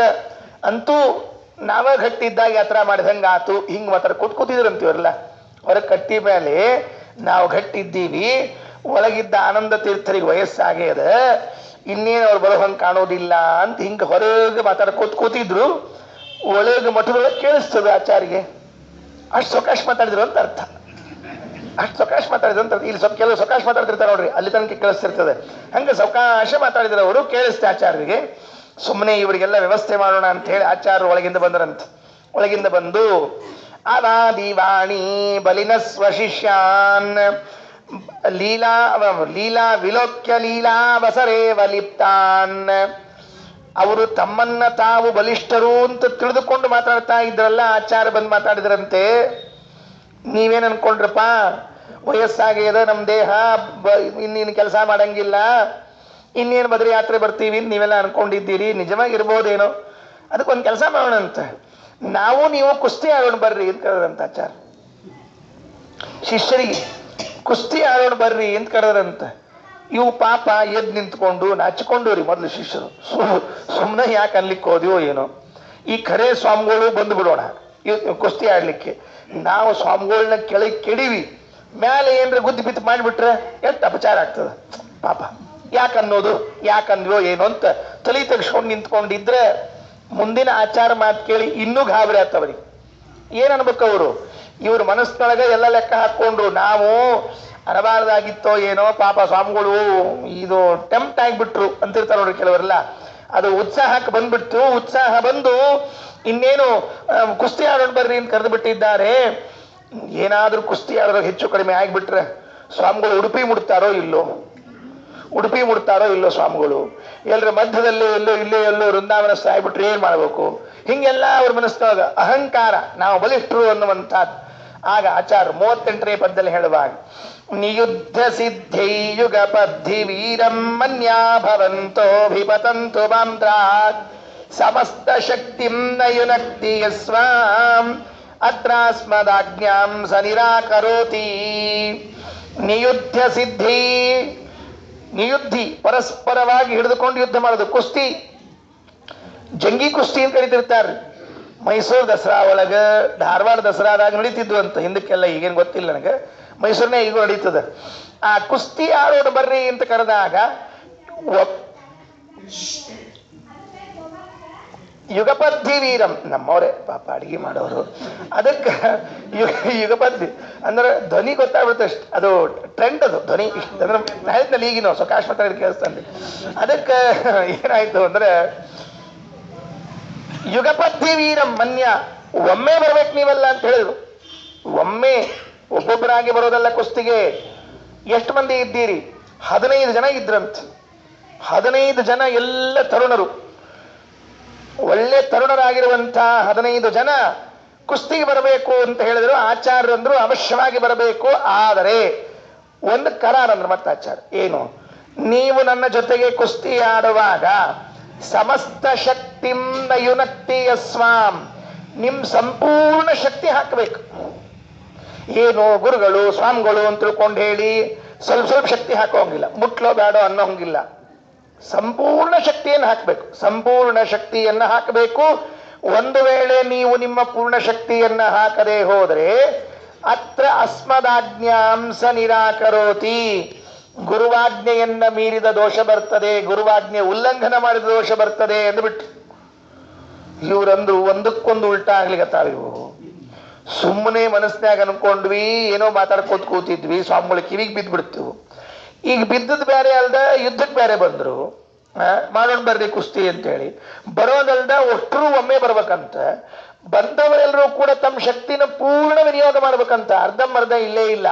ಯಥಾಶಕ್ತಿ ಕರಿಸಿ ಅಂತ ಇಲ್ಲೇ ಇಲ್ರಿ ನಮ್ಮಲ್ಲಿ. ಹಂಗಂತಿರ್ತೀವ. ದೇವ್ರ ಪೂಜಾ ಮಾಡ್ಬೇಕಾರ ಯಥಾಶಕ್ತಿ ಕರಿಸಿ, ಸಂಧ್ಯಾ ವಂದನೆ ಮಾಡ್ಬೇಕಾರ ಯಥಾಶಕ್ತಿ ಕರಿಸಿ, ಊಟ ಮಾಡ್ಬೇಕಾರ ಪೂರ್ಣ ಶಕ್ತಿ ಕರಿಸಿ. ಇಷ್ಟ ವ್ಯತ್ಯಾಸ. ಅಲ್ಲಿ ಎಲ್ಲಾ ಕಡೆಗೂ ಯಥಾಶಕ್ತಿ ಯಥಾಶಕ್ತಿ, ಊಟಕ್ಕೆ ಕೂತಾಗ ಮಾತ್ರ ಪೂರ್ಣ ಶಕ್ತಿ ಕರಿಸಿ ಅಂತ ಇರ್ತದೆ. ಹಂಗ ಇವರು ಯಥಾಶಕ್ತಿ ಅಂತ ಇಲ್ಲೇ ಇಲ್ಲ, ಸಂಪೂರ್ಣ ಶಕ್ತಿ ಹಾಕಬೇಕು ಅಂದ್ಬಿಟ್ರು. ಇವರಿಗೆ ಬಿಸಿ ತುಪ್ಪ ನುಂಗ್ಲಿಕ್ಕಾಗ್ಲಾರ್ದದ್ದು. ಏನ್ ಮಾಡಬೇಕು ಅಂತ ಹೇಳಿ ಆಯ್ತು ಅಂದ್ರು. ಸರಿ ಬಂತು, ಯುದ್ಧ ಪ್ರಾರಂಭ ಆಯ್ತು. ಅಂದ್ರೆ ಕುಸ್ತಿ ಪ್ರಾರಂಭ ಆಯ್ತು. 39ನೇ ಪದ್ಯ ನೋಡ್ರಿ. ಇತೀರಯನ್ ಪಂಚದಶೈಷ ಯೋನಾಗ ಪ್ರಾಪ್ತಾನ್ ಪ್ರಯುದ್ಧಾನ್ ಯುಗಪನ್ ನಿಪಾತ್ಯ ಉತ್ಥೀಯತಾಂ ಯಸ್ಯ ಸಮರ್ಥತಾ ಸ್ಯಾತ್ ಇತಿ ಬ್ರುವಾಣಃ ಶನಕೈರ್ಜಹಾಸ. ಇತೀರಯನ್ ಹೀಗೆ ಹೇಳ್ತಾ ಆಚಾರ್ಯರು, ಪಂಚದಶೈಷ ಯೂನಃ 15 ಜನ ತರುಣರು. ಪಂಚದಶ ಅಂದ್ರೆ 15, ಯೂನಃ ಪ್ರಾಪ್ತಾನ್ ಪ್ರಯುದ್ಧಾನ್ ಯುಗಪನ್ ನಿಪಾತ್ಯ. ಹಿಂಗೊಂದು ಚಮತ್ಕಾರ ಆಯ್ತ್ರಿ. ಅವರೆಲ್ಲ ಬಂದಿದ್ದಾರೆ, ಇನ್ನು ಅಷ್ಟೂರು ಹೋಗಿ ಬೀಳ್ಬೇಕು ಆಚಾರ್ಯರ ಮೇಲೆ. 15 ಜನ ಹೋಗಿ ಬಿದ್ದುಬಿಟ್ರಿ. ಏನಾಗ್ಬೇಡ್ರಿ, ಎಲ್ಲರ 50 ವರ್ಷದ ಮನುಷ್ಯ ಬೀಳ್ಬೇಕು ಅಂತ ಹೋಗಿದ್ದಾರೆ. ಅದು ಕ್ಷಣ ಮಾತ್ರದಲ್ಲಿ ಏನೋ ದೃಶ್ಯವೇ ಚೇಂಜ್ ಆಗ್ಬಿಡ್ತು, ಸೀನ್ ಚೇಂಜ್ ಆಗ್ಬಿಡುತ್ತಂತೆ. ಏನಾಗಿತ್ತು ಅಂದ್ರೆ ಅವರಷ್ಟು ತೆಳಗ್ ಬಿದ್ದಿದ್ರು, ಆಚಾರ ಮೇಲೆ ಕೂತಿ ಬಿಟ್ಟಿದ್ರಂತ. ಇದು ಏನ್ರಿ ಎಲ್ಲರ? ಇನ್ನೂ ಅನ್ಕೊಂಡಿಲ್ಲ ಅವರು. ಹಿಂಗ್ ಹೋಗಿ ಬೀಳೋಣ ಅಂತ ಹಿಂಗ್ ನಡೆಸ್ಯಾರ, ತಯಾರು ನಡೆಸಿದ್ದಾರ. ಪ್ರಾಪ್ತಾನ್ ಪ್ರಯುದ್ಧಾನ್ ಯುಗಪನ್ನಿಪಾತ್ಯ, ಒಮ್ಮೆ ಅಷ್ಟನ್ನು ಕೆಳಗೆ ಹಾಕಿ ಉತ್ಥೀಯತಾಂ ಯಸ್ಯ ಸಮರ್ಥತಾ ಸ್ಯಾದಿತಿ ಬ್ರುವಾಣಃ ಶನಕೈರ್ಜಹಾಸ. ಬಿದ್ದ ಮೇಲೆ ಮೈ ಕೈ ಇಟ್ಬಿಟ್ಟಿದಂತ. 15 ಮಂದಿ ಮೇಲೆ ಒಂದು ಕೈ ಇಟ್ಬಿಟ್ಟಿದಂತ ಆಚಾರ್ಯ. ಬೇರೆ ಏನ್ ಮಾಡಿಲ್ರಿ, 15 ಮಂದಿನೂ ಕೆಳಗೆ ಬೀಳಿಸಿ ಅವ್ರ ಮೇಲೆ ತಮ್ದೊಂದು ಕೈ ಇಟ್ಕೊಂಡು ನಿಂತ್ಬಿಟ್ಟಿದಂತ. ಹೇಳ್ರಿ ಯಾರಿಗಾರ ನಿಮಗೆ ಆಗ್ತಿದ್ರಿ ಹೇಳ್ರಿ ಅಂದ್ರಂತ. ಏನ್ ಹೇಳ್ರಿ, ಯಾರಿಗಾಗ್ತದೆ ಹೇಳ್ರಿ ಎಲ್ಲರ? ಒಬ್ಬೊಬ್ರು ಚಲೋ ಊಟ ಮಾಡೋರು, ಬೆಳಿಗ್ಗೆ ಸಂಜೆ 2 ಹೊತ್ತು ಸ್ವಾಮಿಗಳ ಹೆಸರಲ್ಲೇ ತಗೊಳ್ಳೋರು ಶಿಷ್ಯರು. ಸ್ವಾಮಿಗಳ ಹೆಸರಲ್ಲೇ ಶಿಷ್ಯರು ತಗೋತಾರ ನನಗೆ ಗೊತ್ತಾ ಇಲ್ಲೋ? ಹಂಗಿರ್ತದೆ. ಹಾಲು ತಗೋತಾರೆ ಸ್ವಾಮಿಗಳು ಅಂತ ಕಾಸೋದು. ಸ್ವಾಮಿಗಳಿಗೆ ಹಾಲು ಇಲ್ಲೇ ಇಲ್ಲ, ಶಿಷ್ಯರಿಗೆ ಅದು ಎಲ್ಲ. ಹಿಂಗಾಗಿ ಎಲ್ಲ ಸ್ವಾಮಿಗಳ ಹೆಸರಲ್ಲೇ ತಗೊಂಡು ಟೊನ್ನೆ ಆಗಿ ಕೂತಿದ್ರು. ಮಠದಾಗಿರು ಇಲಿ ಬೆಕ್ಕ ಸತ್ಯಕ್ಕೆ ಟೊನ್ನೆ ಆಗಿರ್ತಾವಂತ ಚಷ್ಟ ಮಾಡ್ತಿರ್ತಾರೆ ನಮ್ಮ ಗುರುಗಳು. ಮಠದಾಗಿನ ಇಲಿ ಬೆಕ್ಕ ಸಹಿತ ಟೊನ್ನೆ ಆಗಿರ್ತಾವಂತ ಅಷ್ಟು ತಗೊಂಡಿರ್ತಾವ. ಹಿಂಗ ಶಿಷ್ಯರೆಲ್ಲ ಚಲೋತ್ನಾಗಿ ತಿಂದ್ಬಿಟ್ರು. ಪಾಪ ಭಾರಿ ಗಟ್ಟಿಮುಟ್ಟಿ ಇದ್ರು. ಅಂಥದ್ದು ಇವ್ರನ್ನ ಆಚಾರ್ಯನ ಕೆಳಗೆ ಅಂತ ಬಂದಿದ್ರೆ ಆಚಾರ್ಯರೇ ಅವ್ರನ್ನ ಕೆಳಗೆ ಹಾಕಿ ಅವರ ಮೇಲೆ ಇವರೇ ಒಂದು ಕೈ ಇಟ್ಬಿಟ್ಟಿದ್ರು. ಹೇಳಿದ್ರಂತೆ, ಉತ್ಥೀಯತಾಂ ಯಸ್ಯ ಸಮರ್ಥತಾ ಸ್ಯಾದಿತಿ ಬ್ರುವಾಣಃ ಶನಕೈರ್ಜಹಾಸ. ನಿಮಗೆ ಯಾರಿಗಾರ ಶಕ್ತಿ ಇದ್ರೆ ಎಬಸ್ರಪ್ಪ, ನಮ್ದೊಂದು ಕೈ ಎತ್ತ ನೋಡಂತ ಅಂದ್ಬಿಟ್ರು. ಏನು ಪರಿಸ್ಥಿತಿ! ಹೇಳ್ರಪ್ಪ ಏನ್ ಎಬಸ್ತಾರೆ ಇಲ್ಲರ? ಇವರು ಪ್ರಯತ್ನ ಮಾಡಿದ್ರು. ಅಂದ್ರು, ಆಹಾ ಅಂದ್ರು, ಓಹೋ ಅಂದ್ರು, ಹಾ ಅಂದ್ರು. 15 ಮಂದಿ ಸೇರಿದ್ರು. ಆಚಾರ್ಯರ ಒಂದು ಕೈಯಲ್ಲ, ಒಂದು ಬೆರಳು ಅಲಗಾಡ್ಸಕ್ಕೆ ಆಗ್ತಿಲ್ಲ. ಈ ಪ್ರಸಂಗದಲ್ಲಿ ನಾವು ಅರ್ಥ ಮಾಡಿಕೊಳ್ಬೇಕು. ಏನು? ವಾಯುದೇವರ ದೇಹಕ್ಕೆ ವಯಸ್ಸು ಆಗುವುದಿಲ್ಲ, ಕಾಲದ ಪ್ರಭಾವ ಅವ್ರ ಮೇಲೆ ಆಗೋದಿಲ್ಲ. ನಮಗನಿಸ್ತದೆ ಕಾಲದ ಪ್ರಭಾವ ಆಗಿಬಿಡ್ತದೆ ಏನೋ ಅಂತ ತಿಳ್ಕೊಂಡು, ಅಲ್ಲ, ವಾಯುದೇವರಿಗೆ ದೇಹದ ಮೇಲೆ ಕಾಲದ ಪ್ರಭಾವ ಆಗೋದಿಲ್ಲ. ಯಾಕೆ ಅಂತ ಕೇಳಿದ್ರೆ ಆಚಾರ್ಯರು ಗೀತಾ ತಾತ್ಪರ್ಯದ 17ನೇ ಅಧ್ಯಾಯದಲ್ಲಿ ಹೇಳುವಾಗ ಒಂದು ಮಾತನ್ನು ಹೇಳ್ತಾರೆ. ಯಾವಾಗ ಕಾಲದ ಪರಿಣಾಮ ಆಗ್ತದೆ ಅಂತಂದ್ರೆ 3 ಗುಣಗಳ ಮಿಶ್ರಣ, ಅದರ ಭಾಗಗಳಲ್ಲಿ ವ್ಯತ್ಯಾಸ ಆಗ್ತಿತ್ತು ಅಂತ ಆದ್ರೆ ಅದನ್ನು ಸ್ವಲ್ಪ ಕಾಲದ ಪರಿಣಾಮ ಸೇರ್ಕೋತದೆ. ಈ ಉದಾಹರಣೆಗೆ ಸತ್ವಗುಣವೇ ಜಾಸ್ತಿ ಇತ್ತು ಅಂತ ಇಟ್ಕೊಳ್ರಿ, ಸತ್ವಗುಣವೇ ಜಾಸ್ತಿ ಇತ್ತು ಅಂತ ಇಟ್ಕೊಳ್ರಿ, ಆಗ ಕಾಲದ ಪರಿಣಾಮ ಸ್ವಲ್ಪ ಕಡಿಮೆ, ಅದು ಆಗೋದಿಲ್ಲ ಅಷ್ಟು. ಯಾಕೆ? ಸತ್ವಗುಣಕ್ಕೆ ಆ ಶಕ್ತಿ ಇದೆಯಂತೆ, ಕಾಲದ ಪರಿಣಾಮವನ್ನ ಮೀರುವಂತಹ ಸಾಮರ್ಥ್ಯ ಇದೆ ಅದಕ್ಕೆ, ಸತ್ವಗುಣಕ್ಕೆ. ಅದಕ್ಕೆ ತಮಾಷೆಯಾಗಿ ಹೇಳ್ತಿರ್ತಾರೆ, ಒಳ್ಳೆ ಸಾತ್ವಿಕ ಆಹಾರವನ್ನ ಈ ಕಲಿಯುಗದಲ್ಲಿ ತಿಂತಿದ್ರೆ ಕಲಿಯುಗದ ಪ್ರಭಾವ ಅವ್ರ ಮೇಲೆ ಆಗೋದಿಲ್ವಂತೆ. ಸಾತ್ವಿಕ ಆಹಾರ ತಿಂತಿರ್ಬೇಕು, ಸಾತ್ವಿಕ ಆಹಾರ ಸೇವನೆಯನ್ನು ಮಾಡ್ತಾ ಇದ್ದಾಗ ಕಲಿಕಾಲದ ಪ್ರಭಾವ ಹೆಚ್ಚಾಗಿ ಆಗೋದಿಲ್ಲ. ಕಾಲದ ಪ್ರಭಾವವನ್ನು ತಡೆಯುವ ಸಾಮರ್ಥ್ಯ ಸತ್ವಗುಣಕ್ಕುಂಟು. ನಾವು ತಿನ್ನೋದೇ ರಾಜಸ ಆಹಾರ, ಯಾವ್ಯಾವ ತಿನ್ನಬಾರದು ಅಂತ ಹೇಳ್ಯಾರ, ಅವನ್ನ ನೋಡ್ಕೊಂಡು ತರ್ತೀವಿ. ಸುದೈವೋ ದುರ್ದೈವೋ ಅವ ಸೋವಿ ಸಿಗ್ತಾವ ಮಾರ್ಕೆಟ್ನಾಗ, ಅವ ಬಹಳ ಚೀಪ್ ಇರ್ತಾವ್ರಿ. ಇವು ಯಾವ ಮತ್ತ ಮಡೀವು ಅಂತ ತಗೊಂಡ್ರಿ ಕೆಟ್ಟ ಕಾಸ್ಟ್ಲಿ ಆಗಿಬಿಟ್ಟಿರ್ತಾವ. ಇರ್ಬಿಡ್ಪ ಈ ಸಲ ಯಾವ ಸಿಗ್ತಾವ ಅದ ತಿನ್ನೋದು, ಅದಕ್ಕೆ ಪಲ್ಯ ಅಂದ್ಮೇಲೆ ಹೋಯ್ತು ಅಷ್ಟೇ. ಹಂಗೆ ಮಾಡ್ಕೊಂಡು ತಿಂತ ಹಂಗಿಲ್ಲದು. ಶುದ್ಧ ಸಾತ್ವಿಕವಾದ ಆಹಾರವನ್ನ ಸೇವನೆ ಮಾಡಿದರೆ ಅದು ಕಾಲದ ಪ್ರಭಾವವನ್ನು ತಡೀತದೆ. ಯಾಕೆ? ಅದು ಸತ್ವಗೊಂಡ ಕೆಲಸ. ಹಾಗಿದ್ರೆ ಆಚಾರ್ಯರ, ವಾಯುದೇವರ, ಬ್ರಹ್ಮದೇವರ ದೇಹ ಹೇಗೆ ನಿರ್ಮಾಣ ಆಗಿದೆ ಅಂತ ಕೇಳಿದ್ರೆ ಸತ್ವ, ಸತ್ವ, ಮಹಾಸತ್ವ, ಸೂಕ್ಷ್ಮ ಸತ್ವ, ಚತುರ್ಮುಖ.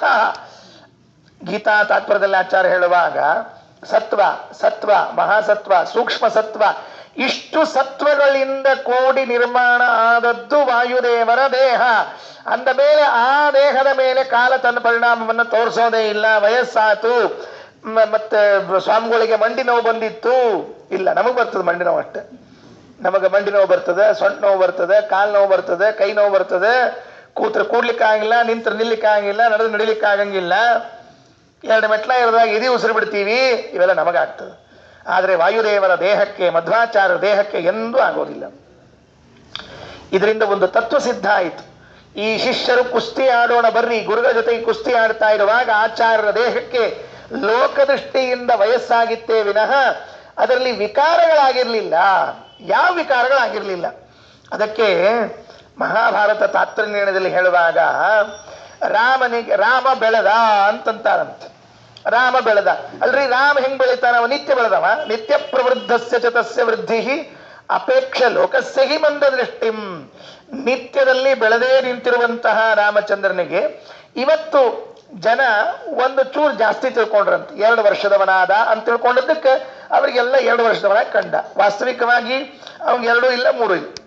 ಹಾಗೆ ಮಧ್ವಾಚಾರ್ಯ ದೇಹಕ್ಕೆ ವಯಸ್ಸಾಯಿತು ಅಂತ ಹೇಳಿ ಹುಟ್ಟಿನಿಂದ ನೆನಪಿಟ್ಟುಕೊಂಡು ಬಂದವರು ಮಾತ್ರವೇ ವಿನಃ ಅವರ ದೇಹಕ್ಕೆ ಏನಂತಹ ವಯಸ್ಸಾಗಿರ್ಲಿಲ್ಲ. ಕೆಳಗೆ ಕೆಡವಿದ್ರು. ಕೆಳಗೆ ಕೆಡವಿದಾಗ ಅವರೆಲ್ಲ ಬಿದ್ದಿದ್ರಲ್ಲ, ಒಂದು ಕೈ ಇಟ್ಟಿದ್ರಲ್ಲ, ಕೆಳಗೆ ಬಿದ್ದವರೆಲ್ಲ ಪ್ರಾರ್ಥನೆ ಮಾಡಿಕೊಳ್ಳಿಕ್ಕೆ ಶುರು ಮಾಡಿದ್ರಂತೆ. ಏನು ಪ್ರಾರ್ಥನೆ ಮಾಡಿಕೊಂಡ್ರು? 40ನೇ ಪದ್ಯ.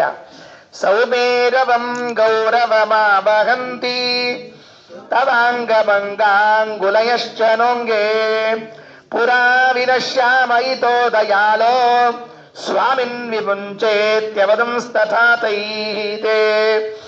ದಯಮಾಡಿ ಕೈ ತೆಗಿರಿ ಸ್ವಾಮಿ. ನೀವು ಕೈ ತೆಗಿಲಿಲ್ಲ ಅಂತಂದ್ರೆ ನಮ್ದು ಇಲ್ಲೇ ಮುಗಿಸ್ಕೊಂಡು ಹೋಗ್ಬೇಕಾಗ್ತದೆ ಕಾರ್ಯಕ್ರಮ. ಯಾವುದು ಅಂತ ಕೇಳಿದ್ರು, ವೈಕುಂಠ ಸಮಾರಾಧನೆ. ನಿಮ್ ಕಾರ್ಯಕ್ರಮ ಮುಗಿಸ್ಕೊಂಡು ಹೋಗ್ಬೇಕು ಅಂದ್ರಲ್ಲ, ಯಾವ ಕಾರ್ಯಕ್ರಮ? ವೈಕುಂಠ ಸಮಾರಾಧನೆಯನ್ನ ಇಲ್ಲೇ ಮುಗಿಸ್ಕೊಂಡು ಹೋಗಬೇಕು. ಯಾಕಂತ ಕೇಳಿದವರು. ಯಾಕೆ ಅಂದ್ರೆ ನಿಮ್ಮ ಒಂದೊಂದು ಬೆರಳು ಸೌಮೇರವಂ ಗೌರವಮಾವಹಂತಿ, ಮೇರು ಪರ್ವತದ ಭಾರ ಆಗ್ತಾ ಇದೆ. ಆಚಾರ್ಯರ ಒಂದೇ ಒಂದು ಬೆರಳಿಗೆ ಎಷ್ಟು ಭಾರ ಇದೆ ಅಂದ್ರೆ ಇಡೀ ಮೇರು ಪರ್ವತವನ್ನೇ ಬೆನ್ನಿನ ಮೇಲೆ ಇಟ್ಟಷ್ಟು ಆಗ್ತಾ ಇದೆ ಅಂತೆ. ಸುಮೇರ್ಯ ಸಂಬಂಧಿ ಗೌರವಂ ಅಂದ್ರೆ ಗುರುತ್ವ, ಭಾರ. ಮೇರು ಪರ್ವತದ ಭಾರವನ್ನೇ ನಮ್ಮ ಮೈ ಮೇಲೆ ಇಟ್ಟಿದ್ದಾರೇನೋ ಅನ್ನೋ ಹಾಗಾಗ್ತಾ ಇದೆ. ಉಸಿರುಗಟ್ತಾ ಇದೆ. ದಯಮಾಡಿ ನೀವು ತೆಗಿಬೇಕು ಕೈಯನ್ನ, ನಮ್ಮನ್ನು ಬದುಕಿಸ್ಬೇಕು ಅಂತ ಪ್ರಾರ್ಥನೆ ಮಾಡಿಕೊಂಡ್ರು. ಅಹಂಕಾರ ಇಳಿದು ಹೋಗಿತ್ತು. ನಮಗಿಂತಲೂ ಸ್ವಾಮಿಗಳೇ ಗಟ್ಟಿ ಇದ್ದಾರೆ, ಅವರೇ ಇನ್ನೊಂದ್ಸಲ ಬದರಿ ಯಾತ್ರೆಗೆ ಬರ್ತಾರ, ನಾವು ಬರಂಗಿಲ್ಲ, ನಮ್ಮ ಅಸ್ಥಿ ವಿಸರ್ಜನೆ ಕಾಶಿಯೊಳಗೆ ಆಗ್ತದಷ್ಟೆ. ಇಷ್ಟು ಅಂದ್ಕೊಂಡ ಮೇಲೆ ಆಚಾರ್ಯರು ಕೈ ತೆಗೆದ್ರಂತೆ. ಇದು ಹೆಂಗಿತ್ತು ಪ್ರಸಂಗ ಅಂದ್ರೆ ಮಹಾಭಾರತದೊಂದು ಕಥೆ ಬರ್ತದೆ.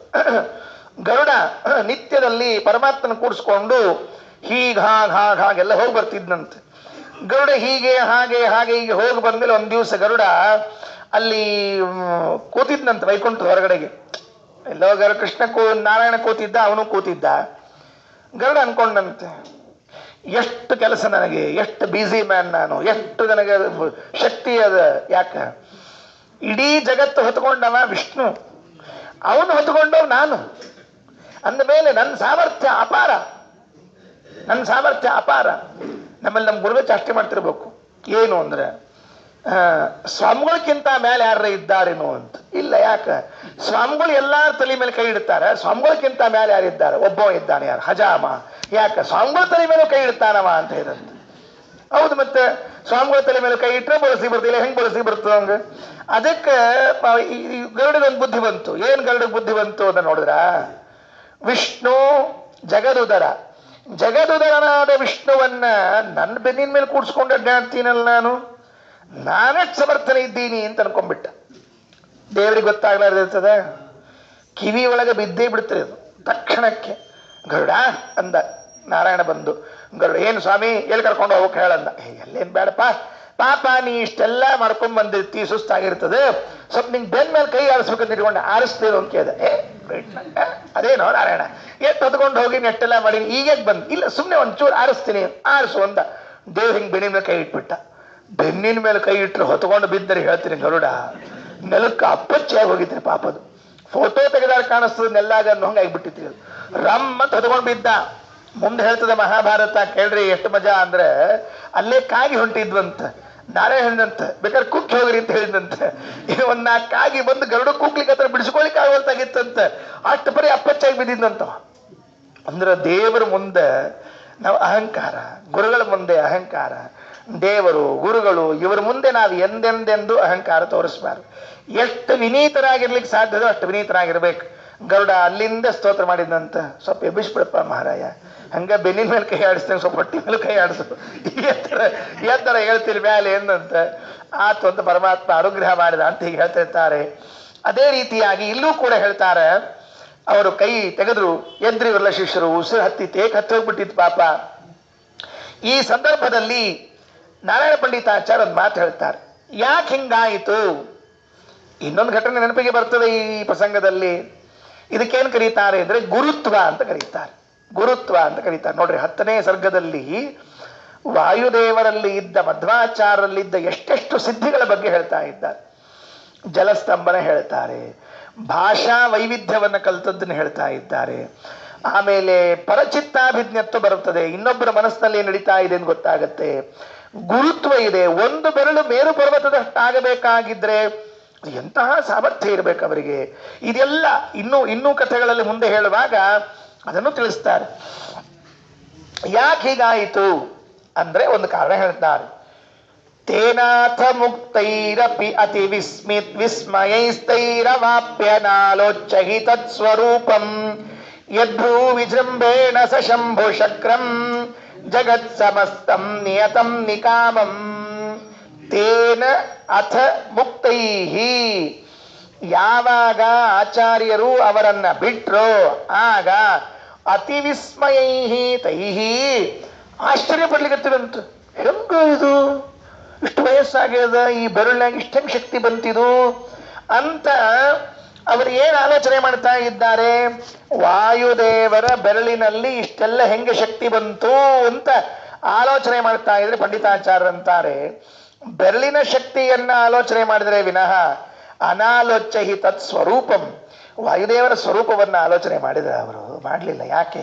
ವಾಯುದೇವರ ಸ್ವರೂಪ ಸಾಮರ್ಥ್ಯ ಎಷ್ಟಿದೆ. ಯದ್ಭ್ರೂ ವಿಜೃಂಭೇಣ ಸಶಂಭು ಶಕ್ರಂ ಜಗತ್ ಸಮಸ್ತಂ ನಿಯತಂ ನಿಕಾಮಂ. ಒಂದು ವೇಳೆ ವಾಯುದೇವರು ಮಧ್ವಾಚಾರ್ಯರು ಹುಬ್ಬನ್ನ ಹೀಗೆ ಹಾರಿಸಿದ್ರೆ ರುದ್ರಾದಿ ದೇವತೆಗಳಿಂದ ಕೂಡಿರುವಂತಹ ಇಡೀ ಜಗತ್ತನ್ನ ನಿಯಮನ ಮಾಡಿ ಹಾಕ್ತಾರೆ. ಬೇಕು ಅಂತಂದ್ರೆ ಈ ಜಗತ್ತು ಉಳಿಸ್ತಾರೆ, ಬೇಡ ಅಂದ್ರೆ ಈ ಜಗತ್ತನ್ನ ಧ್ವಂಸ ಮಾಡಿ ಹಾಕ್ತಾರೆ. ಅಷ್ಟು ಸಾಮರ್ಥ್ಯ ವಾಯುದೇವರಿಗಿದೆ. ಇದನ್ನೇ ವಾಯುಸ್ತುತಿಯಲ್ಲಿ ಹೇಳುವಾಗ ಸಾಭ್ರೋಷ್ಣಾಭೀಷು ಶುಭ್ರ ಪ್ರಭಮ ಭಯ ನಭೋ ಭೂರಿ ಭೂಭೃದ್ವಿಭೂತಿ ಭ್ರಾಜಿಷ್ಣುರ್ಭೂರುಭೂಣಾಂ ಭವನಮಪಿ ವಿಭೋ ಭೇದಿ ಬಭ್ರೇ ಬಭೂವೆ ಏನ ಭ್ರೂ ವಿಭ್ರಮಸ್ತೆ ಭ್ರಮಯತು ಸುಭೃಶಂ ಬಭ್ರಭದ್ದುರ್ಭತಾಶಾನ್ ಭ್ರಾಂತಿರ್ಭೇದಾವಭಾಸಸ್ವಿತಿ ಭಯಮಭಿಭೂರ್ಭೋಕ್ಷತೋ ಮೈ ಭಿಕ್ಷೂನ್. ಇದು ಪಂಡಿತಾಚಾರ್ಯರು ಹೇಳಿದ್ದನ್ನೇ ಅವರ ಮಗ ಕಾಪಿ ಪೇಸ್ಟ್ ಮಾಡಿದರು. ಏನು? ಯದ್ಭ್ರೂ ವಿಜೃಂಭೇಣ ಸಶಂಭು ಶಕ್ರಂ. ತ್ರಿವಿಕ್ರಮ ಪಂಡಿತಾಚಾರ್ಯರು ವಾಯುಸ್ತುತಿಯ 8ನೇ ಶ್ಲೋಕದಲ್ಲಿ ಹೇಳುವಾಗ ಅವರು ಸುಮ್ಮನೆ ಹೀಗೊಂದು ಹುಬ್ಬು ಹಾರಿಸಿದಂತ ಇಟ್ಕೊಳ್ರಿ ವಾಯುದೇವರು. ಏನು ತಾಕತ್ತೇನಿರಬಹುದು? ಏನ ಭ್ರೂ ವಿಭ್ರಮಸ್ತೆ. ಭ್ರೂ ವಿಭ್ರಮ, ಹುಬ್ಬಿನ ಆಟ, ಹುಬ್ಬಿನ ಕುಣಿತ. ಆ ಹುಬ್ಬು ಹೀಗೆ ಕುಣಿತಿತ್ತು ಅಂದ್ರೆ ಅದು ಈ ನಾಟ್ಯ ಮಾಡುವಾಗ ಅದನ್ನೆಲ್ಲ ತೋರಿಸ್ತಿರ್ತಾರೆ. ಅಂಗಾಂಗಿ ಭಾವ ಅಂತ ಇರ್ತದೆ ಅದರಲ್ಲಿ. ಹುಬ್ಬು ಹಾರಿಸೋದು, ಹುಬ್ಬು ಇಳಿಸೋದು, ವಕ್ರ ಮಾಡೋದು, ಹಿಂಗೆಲ್ಲ ನಾಟಕದಲ್ಲೋ ಅಥವಾ ಇನ್ನೆಲ್ಲಿ ರಂಗಮಂಚದಲ್ಲೋ ಇವೆಲ್ಲ ಮಾಡ್ತಿರ್ಬೇಕು. ಆದರೆ ಇಲ್ಲಿ ಆಶ್ಚರ್ಯ. ಸುಮ್ಮನೆ ವಾಯುದೇವರು ಒಂದ್ಸರ್ತಿ ಹುಬ್ಬು ಮೇಲೆ ಹಾಕಿದ್ರೆ ಏನ ಭ್ರೂ ವಿಭ್ರಮ ಏನಾಗ್ತದೆ? ಸಾಭ್ರ ಉಷ್ಣಾಭೀಷು ಶುಭ್ರ ಪ್ರಭಂ ಅಭಯ ನಭೋ ಭೂರಿ ಭೂಭೃದ್ವಿಭೂತಿರ್ಭ್ರಾಜಿಷ್ಣುರ್ಭೂ ರುಭೂಣಾಂ ಭವನಂ ಅಪಿ ವಿಭೋ ಅಭೇದಿ ಬಭ್ರೇ ಬಭೂವೆ. ಏನು ಶಬ್ದ ರೀ ಇವೆಲ್ಲರ? ಅನ್ಲಿಕ್ಕೆ ಬರುದಿಲ್ರಿ ಒಂದು ಅರ್ಥ ದೂರ ಉಳಿತ್ರಿ ಅದು. ಉತ್ತಪ್ತ ತ್ವಿಟ್ಕಟ ತ್ವಿಟ ಅಲ್ಲಿ ಉತ್ತತ್ತ ತತ್ತ ಅಂದ್ಬಿಡ್ತಾರ. ವಾಯುಸ್ತುತಿ ಪರೀಕ್ಷೆ ಕೇಳಬೇಕ್ರಿ ಖರೆ ಅಂದ್ರೆ. ನಮ್ಮ ಪಂಡರಿನಾಥಾಚಾರ್ಯ ಒಂದು ಪ್ರಸಂಗ ಹೇಳ್ತಿರ್ತಾರೆ. ಅದಕ್ಕೆ ಯಾರು ನಮ್ಮ ಸ್ವಾಮಿಗಳಿಗೂ ವಾಯುಸ್ತುತಿ ಬಹಳ ಪ್ರೀತಿ ಇತ್ತು. ರಘುಪ್ರಿಯ ತೀರ್ಥರಿಗೆ ವಾಯುಸ್ತುತಿ ಮೇಲೆ ಭಯಂಕರ ಪ್ರೀತಿ.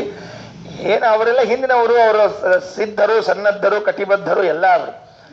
ಪಂಡರಿನಾಥಾಚಾರ್ಯ ಒಂದ್ಸಲ ಕೇಳಿರಂತ, ಯಾವುದೋ ಒಂದು ಶ್ಲೋಕದ ಒಂದು ಪ ಬರಲಾರ್ದದ್ದು ಒಂದು ಶ್ಲೋಕ ಹೇಳು ಅಂತ. ಭಾರಿ ವಿಚಿತ್ರ ರೀ. ಹಿಂಗೆಲ್ಲ ಅಭ್ಯಾಸ ಮಾಡ್ತಿದ್ರು ಅಂತ ಗೊತ್ತಿಲ್ಲ. ಇಡೀ ವಾಯುಸ್ತುತಿಯೊಳಗೆ ಯಾವ ಶ್ಲೋಕದಾಗ ಪ ಬಂದಿಲ್ಲ ಹುಡ್ಕೋತ್ ಕೊಡ್ಬೇಕು. ಕೇಳಿದ ಕೂಡಲೇ ತಕ್ಷಣ ಹೇಳಿದ್ರಂತ. ಅಂದ್ರೆ ಎಷ್ಟು ಅಭ್ಯಾಸ. ತತ್ವಜ್ಞಾನ ಮುಕ್ತಿ ಭಾಜ ಆ ಶ್ಲೋಕದಲ್ಲಿ ಪ ಬಂದಿಲ್ಲ. ಹೆಂಗ ಬರ್ದಿರ್ತ? ತತ್ವಜ್ಞಾನ ಮುಕ್ತಿ ಭಾಜ ಸುಖೇಸಿ ಗುರು ಯೋಗ್ಯತಾ ತಾರತಮ್ಯಾದ ಅದತ್ಸೆ ಮಿಶ್ರ ಬುದ್ಧಿ. ಒಟ್ಟ ಪ ಬರಲಾರ್ದ ಹಂಗ. ಏನ್ರಿ ಇಂಥವೆಲ್ಲ ಅಭ್ಯಾಸ ಮಾಡ್ತಿದ್ರು ಅವರು. ಇಡೀ ವಾಯುಸ್ತುತಿ ಒಳಗೆ ಹಂಗಾರೇನಾಯ್ತು ಅಂದ್ರೆ ಎಲ್ಲರ ಒಂದ್ ಕಡೆ ಪ ಬರಲೇಬೇಕು ಅಂತ ಆಯ್ತು. ಪ ಬಂದಿರ್ತದೆ, ಪ ಬರ್ಲಾರ್ದಂತ ಶ್ಲೋಕ ಯಾವುದು ಅಂತ ಕೇಳಿದ್ರೆ ಹಂಗ ಗುರ್ತಿಟ್ಕೊಂಡು ಹೇಳ್ಬೇಕಾದ್ರೆ ಪಂಡರಾಚಾರ್ಯ ಕಾಲಕ್ಕೆ ಆಯ್ತು ಅಂತ ಅವ್ರ ಕಥೆ ಹೇಳ್ತಿತ್ತು. ಇರ್ಲಿ, ವಾಯುಸ್ತುತಿ ಇದು ಯಾವಾಗ್ಲೂ ಅನ್ಲಿಕ್ಕೆ ಕಷ್ಟ ರೀ, ನಾಲಿಗೆ ಹೊಳ್ಳೋದು ಕಷ್ಟ ರೀ ಇದು. ಅದಕ್ಕೆ ವಾಯುಸ್ತುತಿ 8ನೇ ಶ್ಲೋಕದಾಗ ಸಾಭ್ರೋಷ್ಣಾಭೀಷು ಶುಭ್ರ ಪ್ರಭಂ ಅಭಯ ನಭೋ ಭೂರಿ ಭೂಭೃದ್ ವಿಭೂತಿರ್ ಭ್ರಾಜಿಷ್ಣು ಭೂಹು ರುಭೂಣಾಂ ಭವನಂ ಅಪಿ ವಿಭೋ ಅಭೇದಿ ಬಭ್ರೇ ಬಭೂವೆ. ಪದಚ್ಛೇದ ಮಾಡ್ಲಿಕ್ಕೆ 1-2 ದಿವಸ ತಗೋತಿರ್ತದೆ ನಮ್ಮ ಕಡೆಗೆ. ಅಭೇದಿ ಭೇದಿ ಭೇದಿ ನೀ ಅಭೇದಿ ಭೇದಿ ಏನೋ ಅರ್ಥ ಆಗ್ಬಿಡ್ತದೆ. ಅದು ಬೇರೆ ಬೇರೆ ಅರ್ಥ ಆಗಲಿ ಶುರು ಆಗ್ತದೆ. ಇಲ್ಲ ಈಗ ಕೊರೋನಾ ಬೇರೆ ಬಂದಿತ್ತಂತ ಭೇದಿ ಅಭೇದಿ ಹಿಂಗೇನೋ ಅನ್ಲಿಕ್ಕೆ ತಿಳಿಲಿಲ್ಲ. ಆಚಾರ ತರಬಾರ್ದು. ಎಷ್ಟು ಚಂದ ನೋಡ್ರಿ. ಏನದ ಅಂತಂದ್ರೆ ಸಾಭ್ರ, ಅಭ್ರ ಅಂದ್ರೆ ಮೋಡ, ಸಾಭ್ರ ಅಂದ್ರೆ ಮೋಡದಿಂದ ಕೂಡಿದ್ದು. ಉಷ್ಣಾಭೀಷು ಅಂದ್ರೆ ಬಿಸಿ ಬಿಸಿ ಬಿಸಿ ಕಿರಣ. ಬಿಸಿ ಬಿಸಿ ಕಿರಣ ಯಾರಿಗದ? ಸೂರ್ಯನಿಗದ. ಶುಭ್ರ ಪ್ರಭಾ, ಬೆಳ್ಳಗಿನ ಕಾಂತಿ ಯಾರಿಗದ? ಚಂದ್ರಗದ. ಸಾಭ್ರ ಮೋಡದಿಂದ, ಸೂರ್ಯನಿಂದ, ಚಂದ್ರನಿಂದ ಕೂಡಿರುವಂತಹ ಯಾವುದದು? ನಭಃ. ನಭಃ ಅಂದ್ರೆ ಆಕಾಶ. ಸಾಭ್ರೋಷ್ಣಾಭೀಷು ಶುಭ್ರ ಪ್ರಭಂ ಅಭಯ. ಅಭಯ ಎಂಬುದು ವಾಯುದೇವ ವಿಶೇಷಣ, ಅದು ಬಿಟ್ಬಿಡ್ಬೇಕು. ನಭಃ ಆಕಾಶ. ಚಂದ್ರ, ಸೂರ್ಯ, ಆಮೇಲೆ ಮೋಡಗಳಿಂದ ಕೂಡಿದ ಆಕಾಶ. ಭೂರಿ ಭೂಭೃದ್ ವಿಭೂತಿರ್ ಭ್ರಾಜಿಷ್ಣುರ್ಭೂಹೂರುಭೂಣ, ಒಳ್ಳೆ ಸಂಪತ್ತಿನಿಂದ ಕೂಡಿರುವಂತಹ ದೇವತೆಗಳ ಮನೆ ಎಲ್ಲದ ಆಕಾಶದಾಗ ಅದರಿ. ಮತ್ತಿದು ಆಕಾಶದಲ್ಲಿ ಸೂರ್ಯ, ಚಂದ್ರ, ಮೋಡ, ದೇವತೆಗಳ ಮನೆಗಳು ಎಲ್ಲವೂ ಇದೆ. ಭವನಂ ಅಪಿ ವಿಭೋ, ಒಂದು ವಾಯುದೇವರದ್ದು ಹುಬ್ಬು ಹಾರಿಸಿದ್ರೆ ಅಭೇದಿ ಬಭ್ರೆ ಬಭೂವೆ, ಸೀಳಿತು, ಇದ್ದಿತು, ಹುಟ್ಟಿಸಿತು, 3 ಕೆಲಸ ಮಾಡಿತಂತೆ. ಏನ್ರಿ ಹಿಂಗ್ ಶ್ಲೋಕ ಮಾಡಿದ್ರೆ ಸಂಸ್ಕೃತ ಕಾವ್ಯ ಹೆಂಗ್ ಬಂದಿರ್ಲಿಕ್ಕಿಲ್ಲ, ಅವ್ರಿಗೆ ಹೆಂಗ್ ಅಭ್ಯಾಸ ಮಾಡಿರ್ಲಿಕ್ಕಿಲ್ಲ. ಸಾಭ್ರೋಷ್ಣಾಭೀಷು ಶುಭ್ರ ಪ್ರಭಮಭಯ ನಭೋ ಭೂರಿ ಭೂಭೃದ್ವಿಭೂತಿರ್ಭ್ರಾಜಿಷ್ಣುರ್ಭೂರುಭೂಣಾಂ ಭವನಮಪಿ ವಿಭೋ ಭೇದಿ ಬಭ್ರೇ ಬಭೂವೆ ಏನ ಭ್ರೂ ವಿಭ್ರಮಸ್ತೆ. ದೇವತೆಗಳ ಲೋಕ ಮನೆ ಎಲ್ಲವನ್ನ ಕೂಡ ಕೆಡವಿ ಹಾಕುವಂತಹ ಸಾಮರ್ಥ್ಯ ಇದ್ದದ್ದು ಈ ವಾಯುದೇವರ ಹುಬ್ಬಿಗಿದೆ ಅಂತ ಹೇಳ್ತಾರಲ್ಲ. ಈ ಸ್ವರೂಪವನ್ನು ಅವರೇನಾದರೂ ಆಲೋಚನೆ ಮಾಡಿದ್ದಿದ್ರೆ ಇವತ್ತು ಇಷ್ಟು ಅಂತಿರ್ಲಿಲ್ಲ. ಇವತ್ತಿಷ್ಟು ಅಂದಿದ್ದಾರೆ ಅಂತಂದ್ರೆ ವಿಚಾರ ಮಾಡಲಿಲ್ಲ ಅಂತ ಅರ್ಥ ಅವರದ್ದು ಅಂತ ಹೀಗೆ ತಿಳಿಸಿಕೊಡ್ತಾರೆ. ತೇನಾಥ ಮುಕ್ತೈರಥ ವಿಸ್ಮಿತೈಸ್ತೈಃ ಅವಾಪ್ಯನಾಲೋಚ್ಚಹಿ ತತ್ಸ್ವರೂಪಂ ಯದ್ಭ್ರೂ ವಿಜೃಂಭೇಣ ಸಶಂಭು ಶಕ್ರಂ ಜಗತ್ ಸಮಸ್ತಂ ನಿಯತಂ ನಿಕಾಮಂ. 41 ಆಯಿತು. 42ನೇ ಶ್ಲೋಕ 42.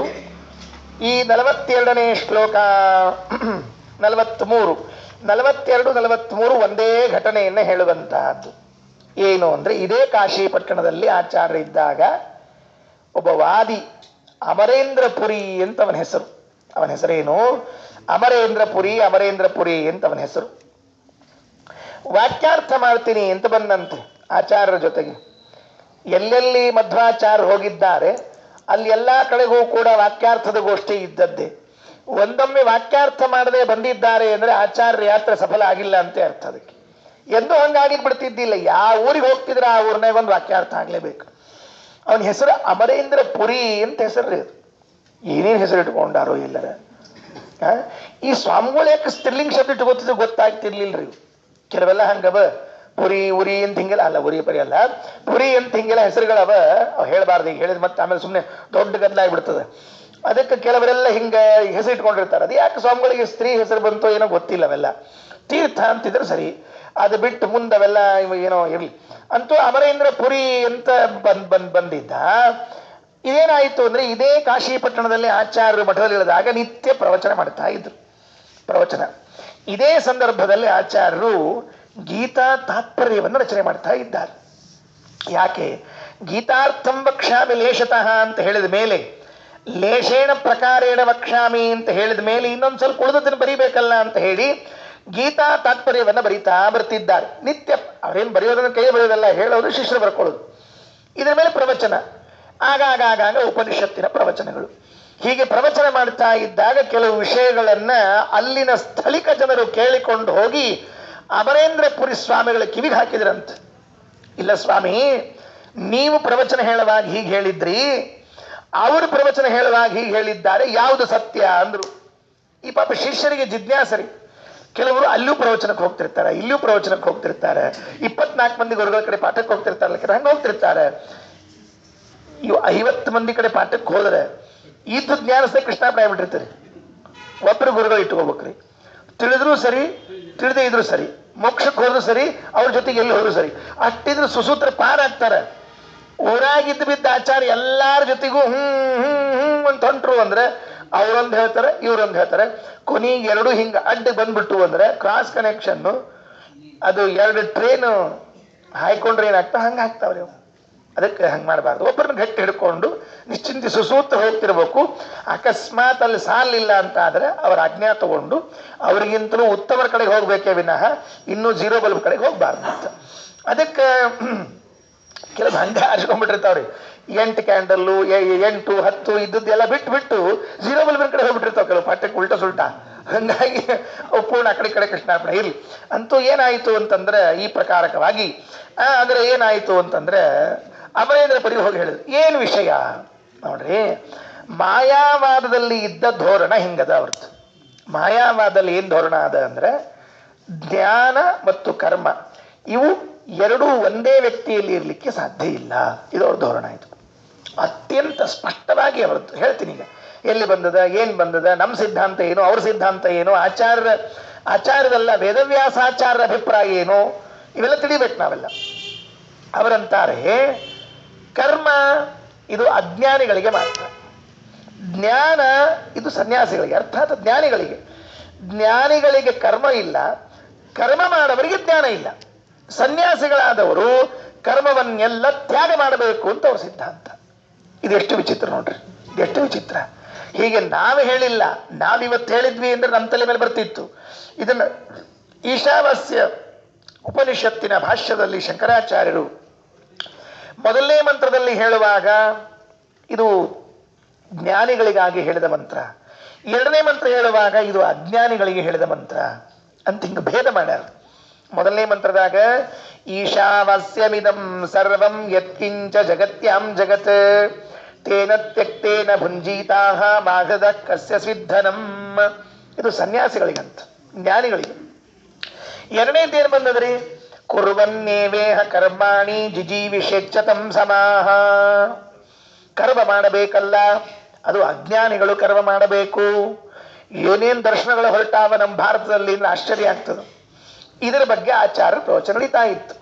ಗೀತಾ ತಾತ್ಪರ್ಯವೂ ಸರಿ, ಅಲ್ಲಿ ಗೀತಾ ತಾತ್ಪರ್ಯದಲ್ಲಿ 3ನೇ ಅಧ್ಯಾಯದ 20ನೇ ಶ್ಲೋಕದಲ್ಲಿ ಇದೇ ವಿಚಾರ ಇದೆ.